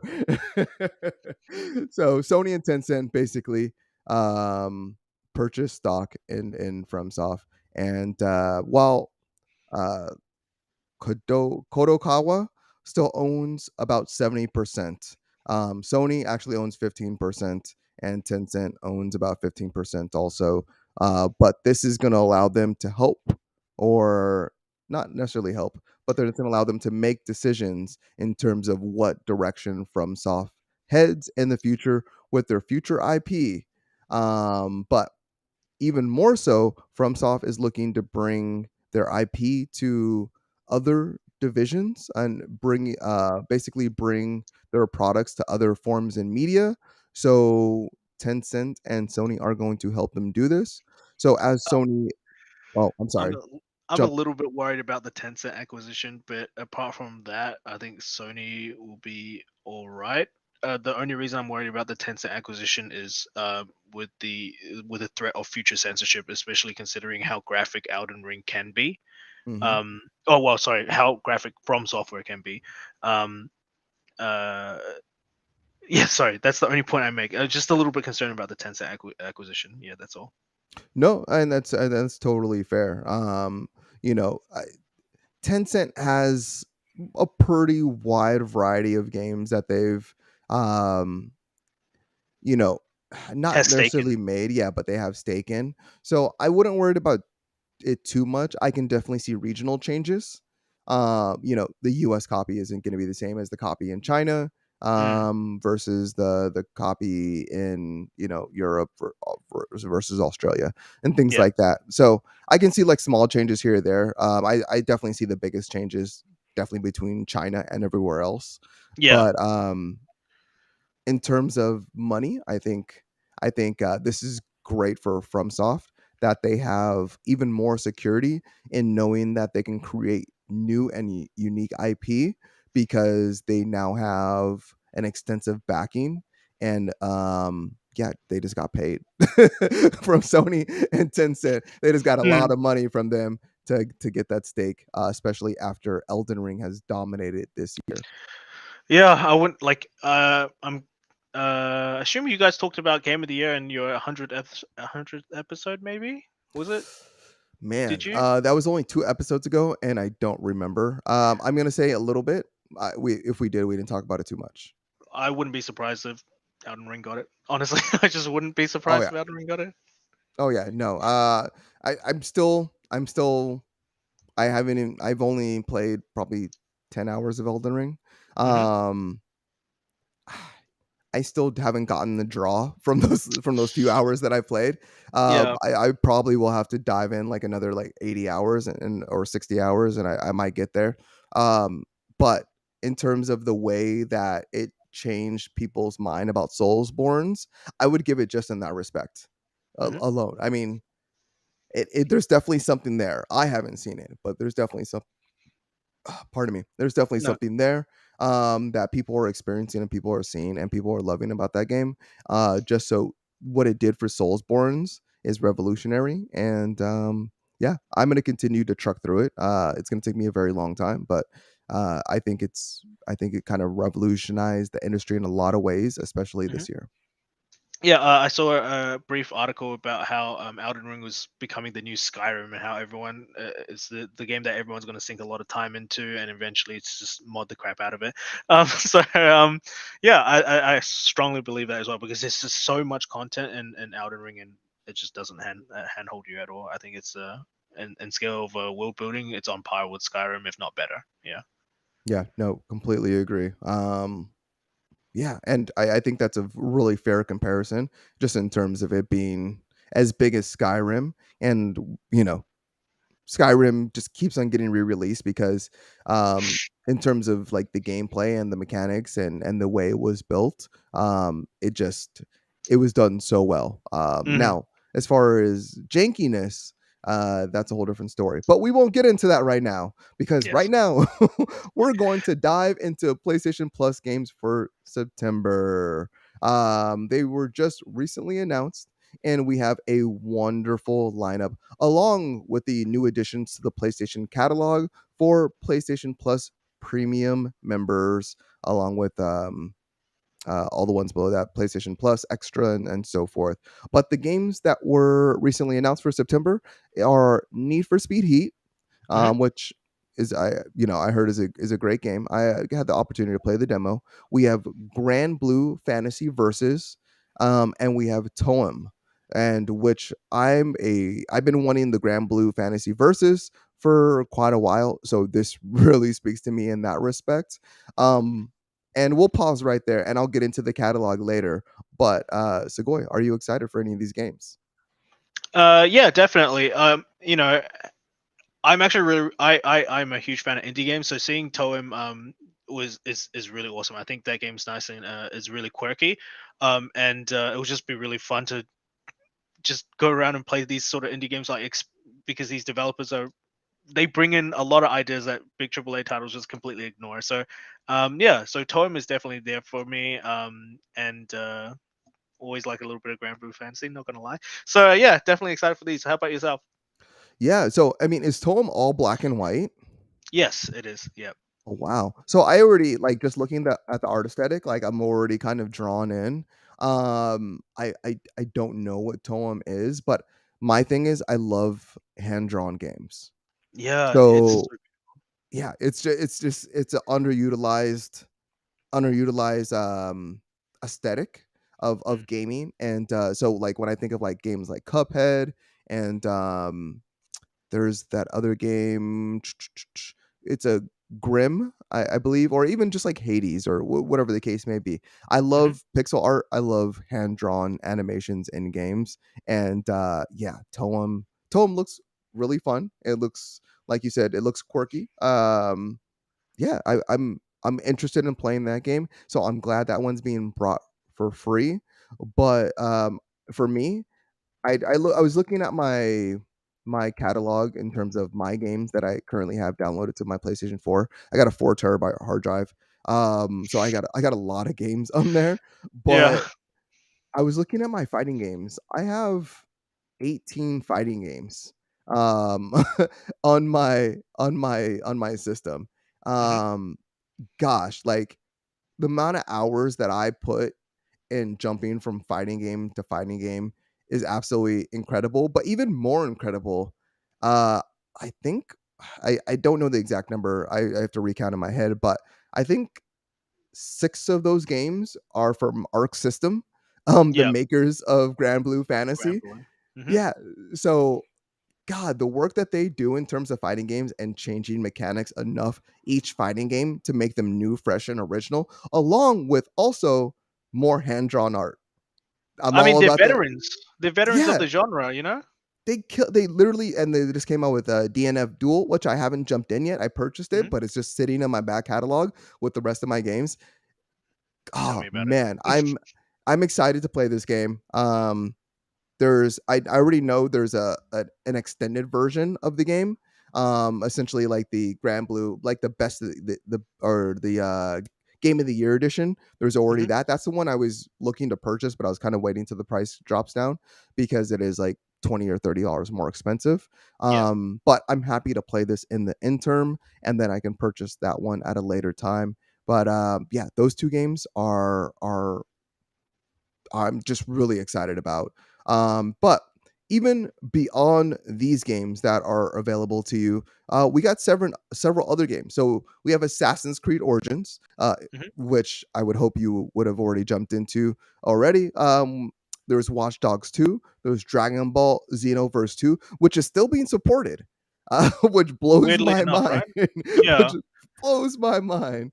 Mm. There's Spiritfarer, Farewell Edition. There's Chicory, A Colorful Tale, which people love some Chicory. Very much an underdog. But from what I hear is a wonderful, wonderful must play game. There's Monster Energy Supercross 5, Alex Kidd in a Miracle World DX, Rabbids Invasion, the interactive TV show, Rayman Legends, and Scott Pilgrim versus the World, the game. Gosh, that lineup, it's not like the echelon of lineups, but it still makes me very excited for anyone that does have the extended premium service to play those games. Are you particularly excited about any of those other games that I recently just listed through? Yeah, I think there's two in particular that I cannot recommend highly enough. The first one being Spiritfarer, which is just I think in a world where games are getting more and more complex, sort of in some regards stressful to play. Spiritfarer is so calming. Like the soundtrack, the hand drawn out style, the way the game just plays is so relaxing and it just makes you feel so calm. I cannot preach Spiritfarer enough. Spiritfarer is a great game. So if you haven't played it, it's definitely something to get your hands on because it's an absolutely wonderful game. And the next one being Scott Pilgrim versus the World, which is Yes. it's such a nice game. Especially you mentioned before you like pixel art, right? Like it does not get more pixelated than Scott No, Pilgrim. I have it on my 360. I have it on my PS4 or my PS3, and I recently bought it on the PS4. So I already have the game. But yeah, you're totally right. I love that Yeah, game. Yeah. it's such a good game. Like the story, the way the art presents itself, it's just it really shows its respect to the Brawlers. franchise. Yeah. Yeah, exactly. It's Mhm. so good. Yeah, it's a really good game. So out of that whole list, definitely those two games would be on the tippy top. Yeah, must plays. I love it. And there's one other game that we're holding off on because you can only get it if you have a PlayStation 5, sadly, and I do not. But that is Deathloop, which won many Game of the Year awards. But Mm. Deathloop will also be available to you, it came out to Game Pass last year Hmm. for Microsoft players, but for PlayStation players have not been able to jump on that Deathloop until now. Have you had an opportunity to play Deathloop at all, Segoy? I have not. I've heard really good reviews about it, and the fact that it really does bring something new to the sort of, I guess you would call it like an FPS, more leaning towards FPS, but it's like an FPS puzzler where you're trying to figure out how to do a task simultaneously. I So think yeah, it's so Oh, I was gonna say, I just think it like for me, I think of it as like as a roguelite. Like I think of it like as Yeah. Dead Cells or Hades or things like that. But yeah, Mhm. no, continue. What were you saying? No, yeah, just seeing reviews of it and maybe waiting for a sale to go on Steam before I purchase it and try it for myself. Yeah. There you go. There you go. Nothing Hmm. wrong with that. Man, gaming is an expensive hobby for sure. Yes. Let's see. All right. So we got a couple more topics until we get to our main topic. But really enjoying this conversation. But in terms of our next topic, Heavy Rain developer Quantic Dreams has now been acquired by NetEase. Um, yeah, so I mean, it's acquisition. It's the year of acquisitions. Mm, They are happening like crazy. No one is safe. Everyone's gonna get bought up. And NetEase is one of those developers that are not developers, but one of those businesses that is just really just it's they're buying up their studios. mhm. Um, but in terms of in terms of Quantic Dream, I really thought PlayStation would have purchased them if like they were on the table to be purchased. So I mean, gosh. Which they are. Which they were. Sorry.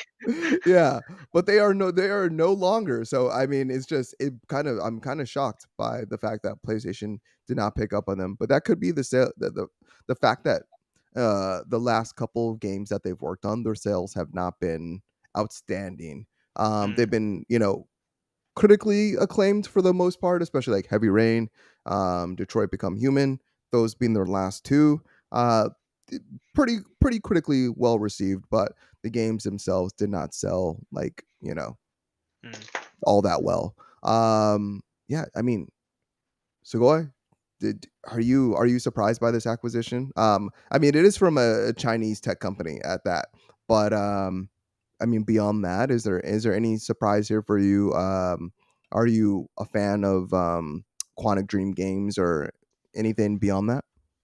I think apart from not Heavy Rain, sorry, Detroit Become Human. Um, no, I haven't. I'm not really that familiar with the developer, but I'm really not surprised with acquisitions now. You don't know what company's going to be bought out when. So no, I'm not really surprised, but I'm interested to see whether the direction that the NetEase will take Quantic in the upcoming years. So yeah, we'll see. Especially since they have a game in development. I think they have a.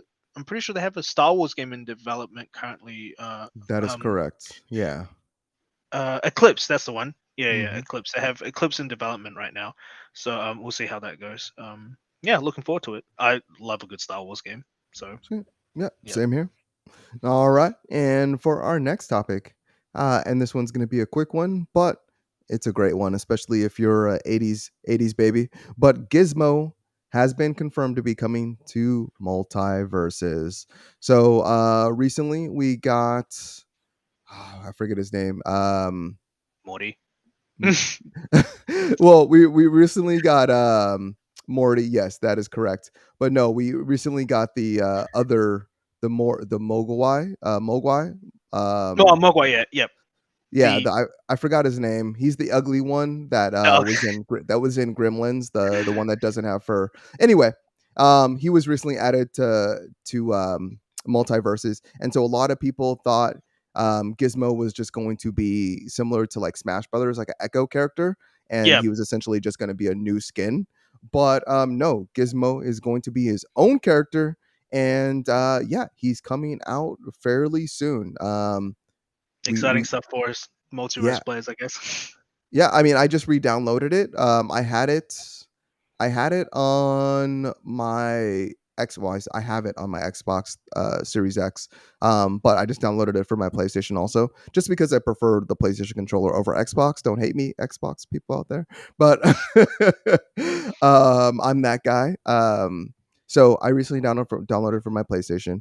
Uh so I swap back between both because it is cross progress and cross progression, so I Yep. can play it on either system, and all my information jumps over to either or. But yeah, I'm excited to see this. I love Gremlins. I used to be scared, and this is a true fact. I used to be scared for the longest time. I watched not my kids, my parents let me watch Gremlins as a young child, and there's a scene in Gremlins, I believe two, where they don't show it, but there's a person sitting on the toilet.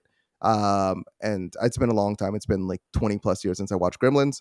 But there's a scene where they're on the toilet, almost like Jurassic Park style, where the T Yeah. Rex comes to eat the porta potty. Well, a Hmm. gremlin comes out from below and attacks this person on the toilet. And then they just pan out and away, and all you hear is screams. For the longest time, I could not sit on the toilet. I couldn't Oh just, God. I was just scared. I was scared half to death that a gremlin was going to come through the sewer pipes and murder me for more or less. So there goes a fun fact about Finest right there. Thank you for sharing. Thank You're you. Everyone is very welcome. I hope that never gets repeated again, but I put it out there, so it's only my fault. But It's on the internet now. There is no escape. there's no escape. Oh my gosh. All right. Anyway, we're getting a Night City wire stream next week to talk about the future of cyberpunk. Now And this is exciting. Mm. oh, okay, okay. Well, this was brought to us by, I guess, Night City Watch on you know how the CD Project Red have their Twitter account where they Yes. pretend to be like Night City News. So that's essentially where this announcement came from, and they said, let's see, let me go ahead and I'll read this tweet real quick. They said, "Coom, there's something new on the horizon. A new special episode of Night City Wire. We will talk about our upcoming anime, Cyberpunk Edge Runners, and what's next for Cyberpunk 2077. See you Tuesday, September 6th at 5 p.m. CEST at twitch.tv/CD Project Red." And then they have a little video and so forth. But yeah, Segoy, you're excited about this. Please tell me why. Well, in both aspects, like the anime is going to be. I'm glad they're giving us an update on the anime because it looks really good. The production value of it looks solid. I mean, why wouldn't it, right? But not only that, I'm assuming it's just DLC for Cyberpunk. But not only that, I'm hoping that it's giving us a new. It's giving us more Night City. It's giving us probably like hopefully a new region, more maybe new factions, more stuff to play with. It's just really exciting where they could take it because there's a lot of directions they could go. So we just have to wait for 2 days, 3 days until Mhm. the announcement comes out, and yeah, I'm just really excited for this. Super excited for this. Yeah, we'll see how it goes because I played probably like 40, 50 hours of Cyberpunk, and it was for the most part enjoyable, bar the bugs. But that's unavoidable. Yeah, no, I totally agree with you. And I picked up Cyberpunk earlier this year, for my Series X, and I got Hmm. a dirt cheap. I got it dirt cheap. I got it like $13. Oh, Which breaks my heart. I bought it at full price. oh gosh, yeah, there was just so much chaos around it. I couldn't come to pick it up, at least immediately. And Hmm. then they came out with a Series X update. Hmm. And I was like I heard the announcement and I immediately went online and purchased it because I knew when that update released, I was like, oh, the price might go up. Hmm.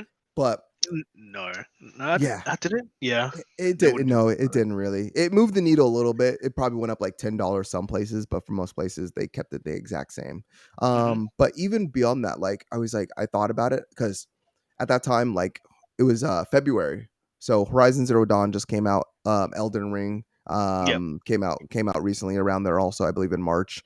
And I was like, oh, like I have these two big games along with there's like Sifu and like all these like all these other games. February beginning of the year was packed, so I just like very much stayed away from it. I was like, okay, Cyberpunk, I'm not gonna play it yet because there's all these other big games, but also the DLC has all been delayed. Like like we haven't received any DLC content except for like updates, fixes, bug fixes and things like that. And all their DLC was delayed. So I looked at their roadmap, which was already delayed twice, and I was like, okay. I was like, when they release their first DLC, that'll be the time for me to jump in because I don't want to put 60 hours into it. They release their DLC. I might jump into it, I might not. Hmm. But I was like, the game is going to be that much better for that same reason if I just Hmm. wait. the DLC will be out, there all the bug fixes will be out, and I'll be able to enjoy the game fresh as pretty much a unknown property and a Mhm. completely new experience. Along with if we do get more Night City, if we do get new weapons or whatever the case may be, it's all going to be available to me on day one. And I was like, yeah, that's what I'm going to do. So maybe I may be jumping into Cyberpunk next week. Yeah, I mean, from just my guess, from the announcement and to new content being released for Cyberpunk, hopefully it will probably be like what Q1, Q2 next year. So we'll see how Mm. it goes. So you plenty of time to make that choice and plenty more times to clean up that backlog.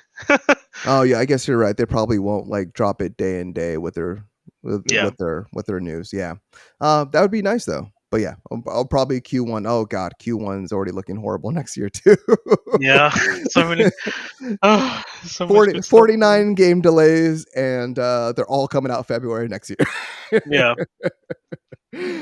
Oh it's gosh. crazy. You just have to pick what you want to play. I guess at this point, it's just like, you know what, you guys forced me to do this. I Yeah, would have yeah. bought everything, but you forced me to pick. That's right. It's the developers' faults. Yeah. Oh gosh, or the publishers. I should blame. I should blame the publishers and the developers. Blame them both. Um,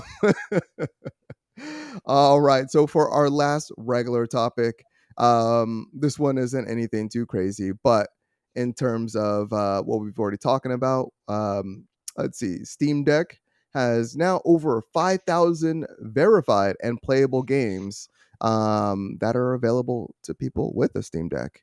Um, that number is pretty awesome. I that the Steam library I'm sure is 20 times that. But some of those games are from PlayStation also, and then we know PlayStation with them investing in PC, those future games will also be Steam verified. Hmm. Probably day one, along with Xbox. Game Pass is playable on the Steam Deck currently. It's you got to do some workarounds, but if they continue to integrate that in there, the Steam Deck. I mean, we already spoke about it. It's already a beast. Nintendo games are not on Steam Deck, but they're playable on Steam Deck.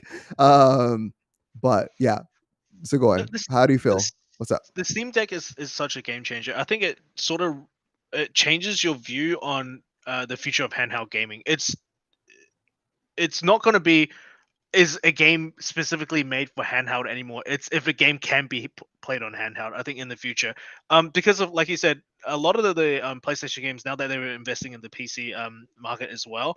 Hopefully, a lot of them will be verified day one on Steam, and playable on the Steam Deck as well, which is great because it's like they're releasing a AAA game and I can play it handheld, which is like before in the Nintendo era, which Nintendo vastly dominated the handheld arena.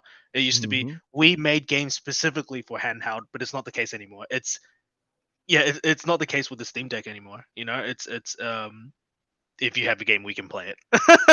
Yeah, Yeah. yeah. And no, and I totally agree. It's just that melding of console gaming and PC, that line is slowly like diminishing and just Mhm. like that blur between them is that's really becoming one cohesive ecosystem more or Definitely. less. Like we're Hmm. still going to see some separation in terms of like, hey, this is my company. I don't want my games here or so forth, but at least there's the option to really make your games available anywhere and everywhere. And really, that's going to help the developers and publishers because if Yeah. I can buy it on PlayStation, I can buy it on Xbox, I can buy it on PC and Steam, or not even necessarily on Steam Deck anymore. If I can buy it all those other places, it's then available to me. Or if I buy it like in the Steam store or the Epic store, which recently became available, also like it's unifying the space.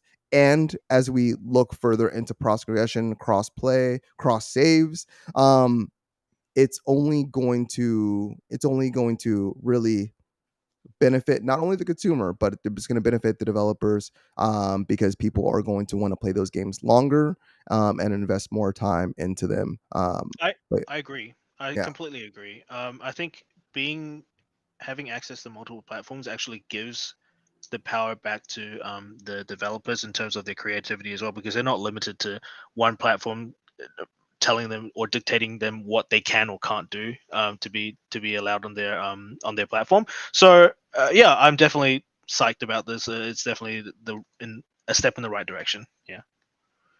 Yep, yep, totally agree. Yeah. So we're gonna go ahead and we're gonna go ahead and jump into our main topic. Let's see. So our main topic of the week is let's talk about Roblox.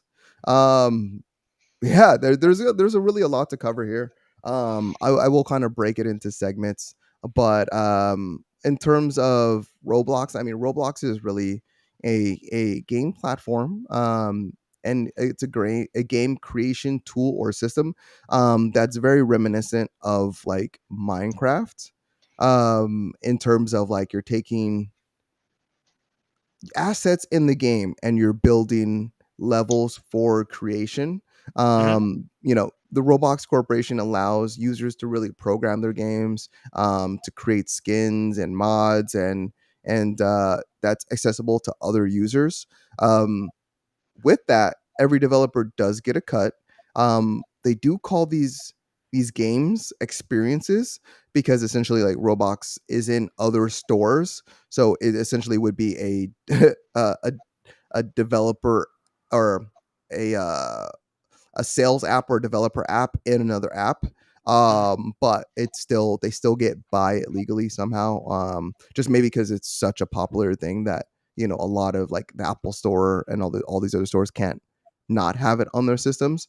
But Roblox has around like 200 million people per month playing it. And it's just this phenomenon that I had to talk about today. That I really wanted to bring to light in our podcast because I mean we talked about Fortnite, we talked about League of Legends, but this like it's actually affected me personally. Like my niece plays Roblox consistently every time I see her, all the time, and she'll play for hours, and she won't talk to anyone. She is like low key addicted, and I kind of hate the game for that. In addition, she's also like racked up like massive credit card charges like on her mother's card. So yeah, Roblox has affected me personally, but Sugoi, have you ever delved into this world of Roblox? And if so, like, do you have any thoughts about it? Apart from what I've seen online and how I don't know if I would be hated for saying this, but how toxic some of the communities can be on Roblox. Not really. I guess it's not really been my sort of arena in terms of gaming. Uh, I've never really been one to, for lack of better words, look for that sort of environment. It's just I don't know. It's just I don't. It doesn't appeal to me that much. Do you know what I mean? Maybe because Mhm. we're a little bit older and we're not really into that sort of game. But yeah, yeah. I'm sorry, I don't really know much about No, Roblox. no, you're totally fine. And that's the thing. Like, so Roadblocks right now, they're very much leaning to a older community. Like they are essentially like saying like they're not for kids. They're trying to appeal to a more adult audience. Um and it so like I think like in terms of what Roblox does, I think it's an awesome tool. I think the moderation has never been there, and I think that's part of being like a fairly new idea in the community. Not anymore, but previously when they first started, I think they kind of just put the tools out there, Mm, and then there was just never any moderation or any um really accountability for what people were doing and could do within the system. There was no roadblocks to Roblox. mm, What? Yes, I said it here. Yeah, so I mean, I think in terms of like, yeah, people doing toxic things and being a toxic community, I it was out there and there was nothing that really people could do about it. But yeah. it is the largest creative platform in the US and in Europe. and they're worth approximately $41 billion, which equates to like 7 Ubisofts. Um, That's crazy. yeah, it is absolutely insane. Um, yeah, and for every level that a child or a person creates, it's essentially driving up their wealth. Um, because people have to essentially pay to play those levels. It's really an interesting concept. We've seen it from other games. I don't think we just haven't seen it on this level, because as you can see on the gameplay on the screen, it's not doing anything phenomenal in terms of graphics. Yeah. um it's just really janky, and people, like especially kids, enjoy that level of jank. Okay. I mean, Yeah, yeah. Okay. but at the same time, like I spoke about accountability, like there's It doesn't exist. nothing there's nothing separating adults from kids. There's nothing stopping people from saying or doing anything that they want. And I think that's the biggest issue, is the moderation of these tools. So the things that your kids or your families could be exposed to is pretty wide variety. And Hmm. I know in our Discord earlier, one of our people in our Discord said their child plays it, but they turn off the chat feature for this very reason. um is that enough? I honestly, I don't know. I hope so. um but yeah, it's just one of those things that's like, it's such a phenom that like is but I don't think people really understand the impact that this particular game has in general. And I know, I don't know if you remember this or if they covered this like in Australia, but there was like Kim Kardashian's. I think this is what like really brought Roblox to light for a lot of people. There was like Kim Kardashian. Hmm. Um, Essentially, her face was cut out and incorporated in Roblox, and it was on Roblox, and her kids found it. And I forgot exactly what it said, but there was some explicit content. It was like why? It was like, why the f did you do that? Like it said like, someone like pretending to be Kim with their face cut out and everything. And it was just like this crazy thing. And people, like, whenever you create an asset, like people can reuse that asset. So she literally had to sue Roblox in order for them to go in and remove all those assets. But her kids saw this, you know, along with whatever other vile things that people, prompted, you know, their characters to say with her with their mother's face. Mm. Um and like that is something like that just doesn't go away. Like that's something that like, you'll never kind of shake. Like, you'll always kind of wonder like, oh, like, is my kid like, what are they playing now? Like what are they what are they exposed to? Or and I think, of course it lies on the parent, but I think it's a joint venture. And it really lies on the between the parents and of course the developers, and that that are essentially should be curating this game after they release it, if it is such a sandbox to where people can do whatever they want. Hmm. Yeah, I completely agree with you. It's just no way of controlling or moderating what kids and people play and upload onto Roblox for people to experience. Um, it's going to be a. I guess that's why I've never really been interested, because it's just an unmoderated, uh, for lack of better word, cesspool of bullshit. Yeah, yeah. So yeah, it's No, just not you're really. totally right. Yeah. Yeah. So it just that type of environment draws a particular crowd of people to it. So, and it's just, I just don't want to be really associated with Roblox. I've never really been interested in it. Yeah. Yeah. There's over 20 million levels. I mean, there's That's a lot of bound to be game right something. there, or Yeah. experiences. All different skills and talents and abilities. It essentially shows you like a couple of different things. It's like, hey, like create a level, play other people's levels, explore, and yeah, it's just it's kind of crazy. It just kind of blew my mind, especially like like I didn't know about Roblox until my niece was playing it, and Yep. once it kind of hit me there, I was like, "What is this that you're like so addicted to?" And even after several years, it bothers me how addicted she is to it. Um, and yeah, I think every parent should be aware of just what their kids are playing. So this Being is a parent of she's two. been playing it for a few years now. Yeah, yeah, she's been addicted for, like, 2, 3 years, and I don't Yeah. think there's a day that she goes without playing it. Um, yeah, Hmm. and that just speaks to a little bit to the gotcha elements that we talked about earlier. Hmm. It's they very much advertise this as as a child's game, and then a child picks it up on the app store is also recommending it. It pops up first thing, in terms of games you should play. You download it, and then you play it and you like it, and then you keep on playing it, and you see some things or hear things some things you shouldn't, or maybe you play it and you're never exposed to those things, which is awesome.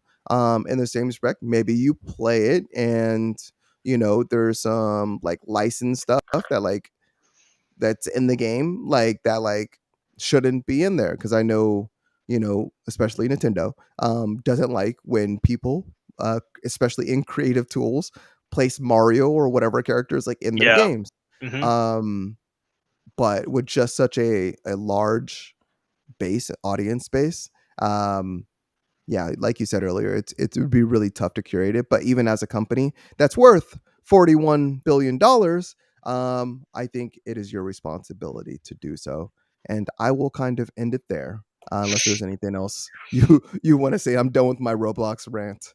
I mean, I think there is a way to curate it. I think they just need the right. It's hard to explain because I think the way they've taken Roblox right now is basically we've made this gigantic monster and then we're just gonna let it just run free. We're not gonna bother doing it because whatever it's working, right? Why should we tamper with the system, right? So I Hmm. think that's the mindset behind Roblox right now, and that's why it's become so such a um wild card, I guess. Hmm. Because like you said, no. Uh, I mean, just the fact that kids can rack up credit card debt playing that game is just crazy. Because, like Yep. you said, it's a sort of like a gacha game, but it's not because people are aware of Yeah. what they're getting. Like, Yeah. This is yeah, true. it's crazy. It's absolutely crazy. Yeah, I don't know how they could possibly control it, but good luck to them, I guess.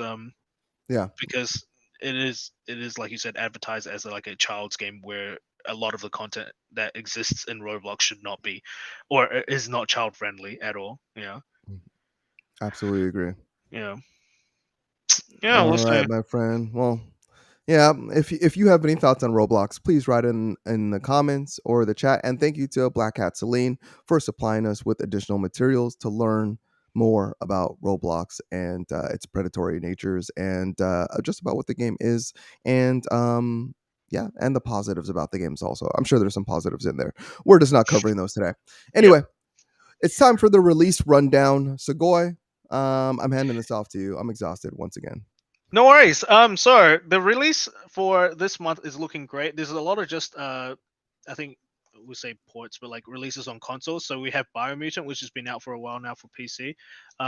But Biomutant is coming to PlayStation 5 and Xbox Series on September 6th.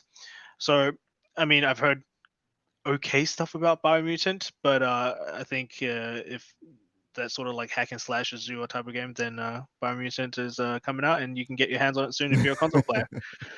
On another note, Temtem, which is a long-time rival, I think it's been a rumored thing for a Pokemon rival, is coming to PlayStation 5, Xbox Series, Switch, and the full release is coming out on September 6th. But this game has been in beta for early access for the longest time. I think so over the years, maybe 2 or 3 years now, they've been releasing just like more and more regions, more and more Temtems along the way. But the thing that this game does spectacularly compared to Pokemon is the online multiplayer aspect of it, which is absolutely amazing because unlike Pokemon, this isn't a single player experience.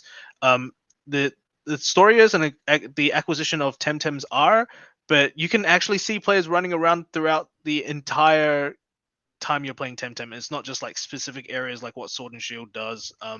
So this is definitely something to get your hands on if you like Pokemon, or if you've never played Pokemon before and you want to try it on, say, Steam, PS4, Xbox. Yeah, this one's definitely fun, and it's very difficult as well. I should add, it is very difficult.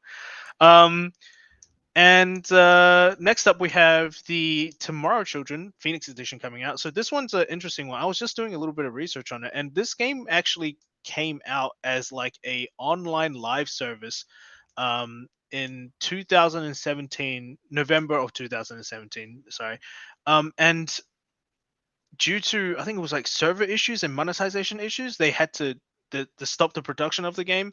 Um, but Wow. it's back. Yeah, it's back. Huh. And they've gotten rid of a lot of the monetization issues. So it just looks like a open world survival mystery game, I guess you could say it. So basically you play as the character on screen, and you go around exploring using a multitude of tools. You build and you influence the world based on the choices that you make. And yeah, so if you have any idea of what this game, or if you played it earlier in 2017, drop a comment down below and enlighten us, because this game is largely a mystery to both me All of us. and Yeah. yeah, all that of art us. Yeah. that graphical style, like it's amazing. Like the almost looks like wood, or like carved wood, or like clay. Just I mean, just going off the quick thumbnail, but that I'm assuming the gameplay is gonna look similar to that. That like it's Yeah. pretty cool and creeps me out all at the same time. What, like, to add to the creepiness, the entire trailer was like, it was very, how do I put this in a diplomatic way? Uh Communism inspired. Yeah. Was this the Okay. only way? It's like big grand music, and they're like preaching these values which are like heavily associated with communism and stuff like that. It was really interesting trailer, definitely. You I definitely mean, get that vibe from the thumbnail too. Like I yeah, definitely see that. definitely. Like I'm like, this looks like semi familiar. Like I've seen this somewhere before, but it has like little children and it has a spear gun, it has like manta rays in the air, but they don't quite look like manta rays. Like I don't know. Yeah, Yeah, and then it's the definitely got whole that the vibe. font. Yeah, absolutely. Yeah. So yeah, if you know anything about this game, drop a comment down below and let us know, because yeah, this is largely a mystery to us. And next up we have Jack Move, which is a game that I've been looking at for a while now. This one is very interesting, and I think players who like the old type of Final Fantasy games would really enjoy this. So the art style and the setting is reminiscent to things like Mega Man. Um, so the it's a sort of like a 2D exploration sort of story game, but the combat is like Final Fantasy, where it's like turn based. You move, your opponent moves, and then you pick from abilities and spells and the likes. Um, and so this is really interesting. I don't know how to describe it. This came out of the blue. So Well, no, you're totally fine. So yeah. just real quickly, I'll jump in for and help you out. So it's described as, and this is coming from Hypertrain Digital, the publisher. I'm sorry, this is coming from So Romantic, the developer. It's described as Jack Move is a unique blend of gritty cyberpunk storytelling, turn-based battles, and beautiful modern pixel arts. Take Mhm. on the role of Nora, a vigilante hacker determined to rescue her kidnapped father and take down the overreaching Monomind Corporation. Jack Move will be available on Steam and Nintendo Switch in 2021. And now we're seeing this Jack Move come to PC now, barely as September 8th, but here we go. Yeah, so it's soon. It definitely get your hands on it Yeah. if you like games like um turn-based combat. It's just really really interesting. Have a look at it on the Steam page. It's out soon, and I'm definitely going to be playing this when it comes out. It looks right up my alley. I Yeah. love the art style. I love the combat style. So yeah, check it out. Would it be Nice. something that you're interested in as well? Based on your description, yes.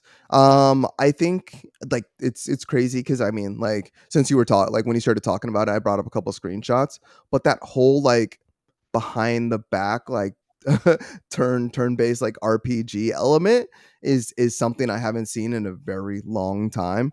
But even more importantly, I've never seen what like a cyberpunk aesthetic. So like just seeing like all the bright greens and purples, and just like that world, I'm a little bit interested. I'm curious to see what this has to bring to the table. Yeah, I might have to play and dip into this. Yeah, like I think at most it will be like an offer a 15 to 20 hour gameplay, but I'm excited for this game in terms of Mhm. the story and the art style and the gameplay as well. So yeah, check it out. September 8th. I'm Mhm. definitely going to. I want to tell you that right now. Next up, we have Steel Rising. We briefly mentioned Soulsborne games before, and Steel Rising is definitely akin to that sort of genre.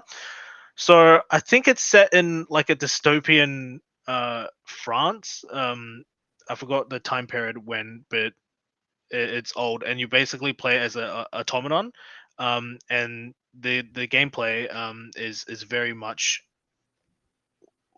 Soulsborne. Is the only way to describe Mhm. it. Yeah, Yeah. it's very much Soulsborne. So the combat is very deliberate, um, and the enemies. There's a lot of dodging involved in terms of using like incorporating iframes and stuff like that, and it just looks very interesting. I don't actually know much about this game, but now that I've seen it, it's definitely piqued my interest. Having played Elden Ring, Dark Souls, Sekiro, so yeah, definitely looking forward to this. And if you're interested in Soulsborne's games, maybe give it a go.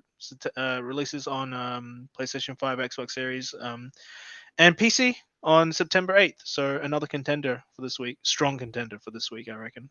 Hmm. And upcoming, the next one we have releasing on September 9th, coming to PlayStation 5, Xbox, and Switch. PC is NBA 2K23.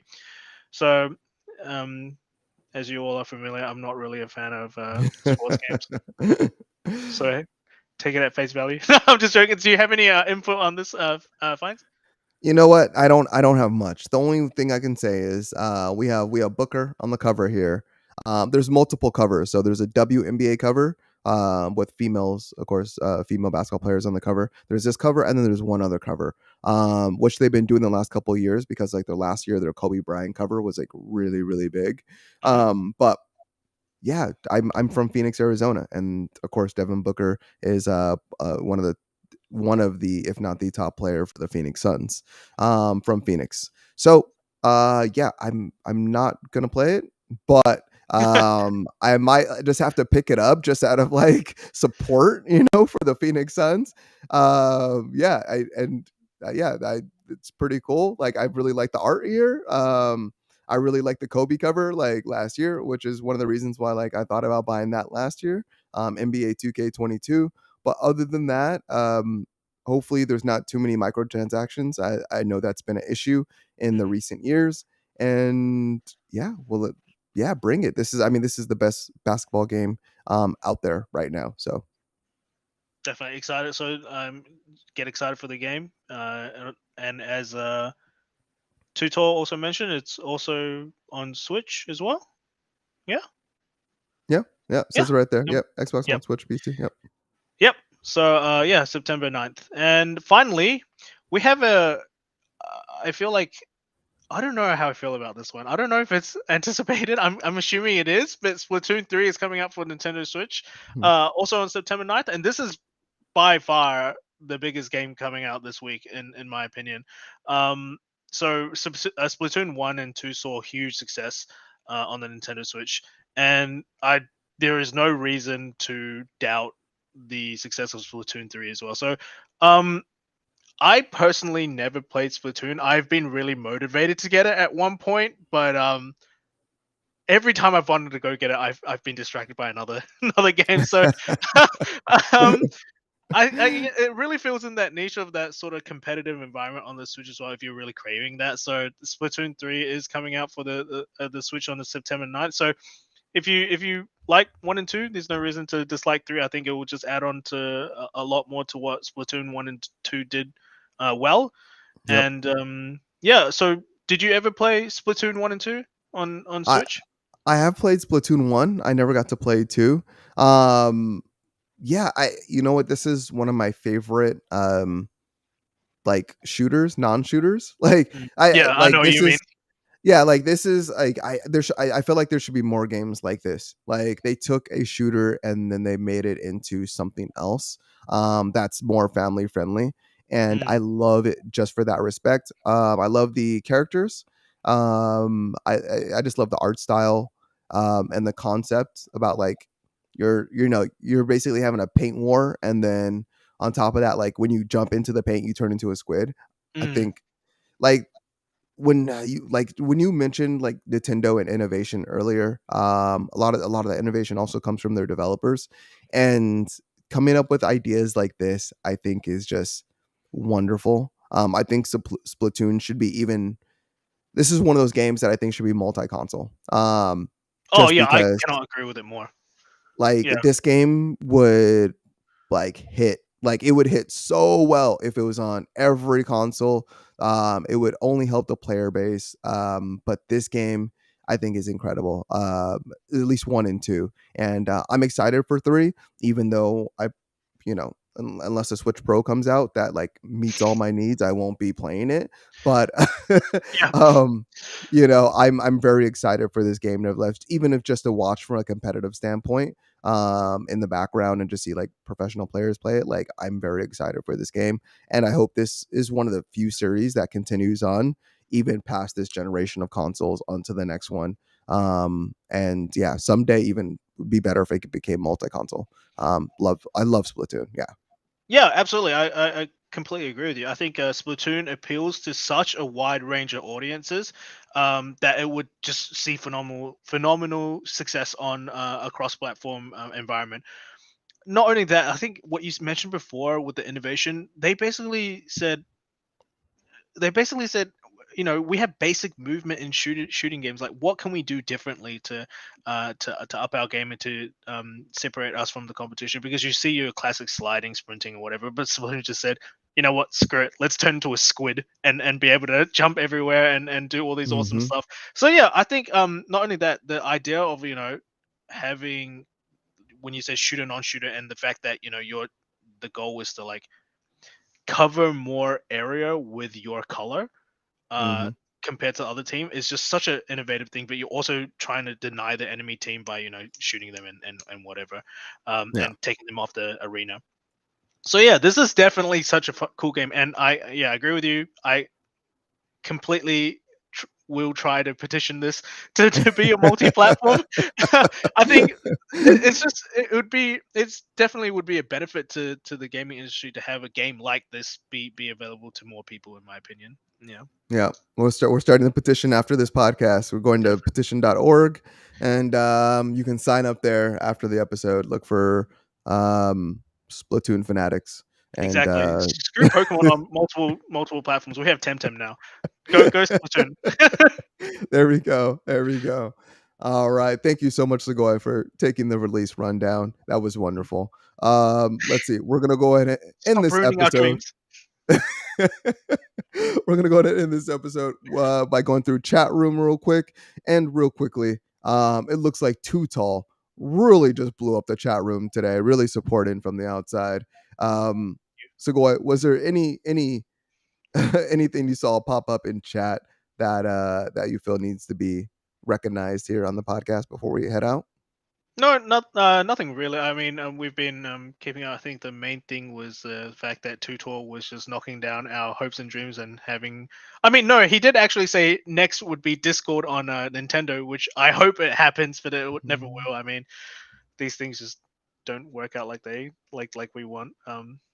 Who listens to consumers nowadays anyway? We're Very not true. important. Very true.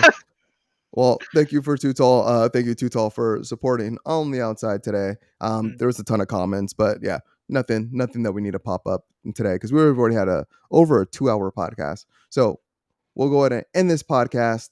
Once again, please support us on Patreon at Patreon/Our View Gaming. Thank you for all the people watching out there today that stuck with us all 2 hours while we give our thoughts, opinions, and feelings towards all the topics on today's episode. Thank you for all the people that wrote the articles. You'll find those links throughout the episode under each topic if you want to see the article for yourself. And other than that, So, Goy, were there any last words that you wanted to put out there before we cap it? No, just thank you for joining us today, and we look forward to seeing you next week and the following weeks to come. Couldn't have said it better myself. Well, that's going to be it for the Game & Watch podcast. Tune in next week for episode 103, where we deep dive into more video game news. And other than that, later days and peace out, y'all.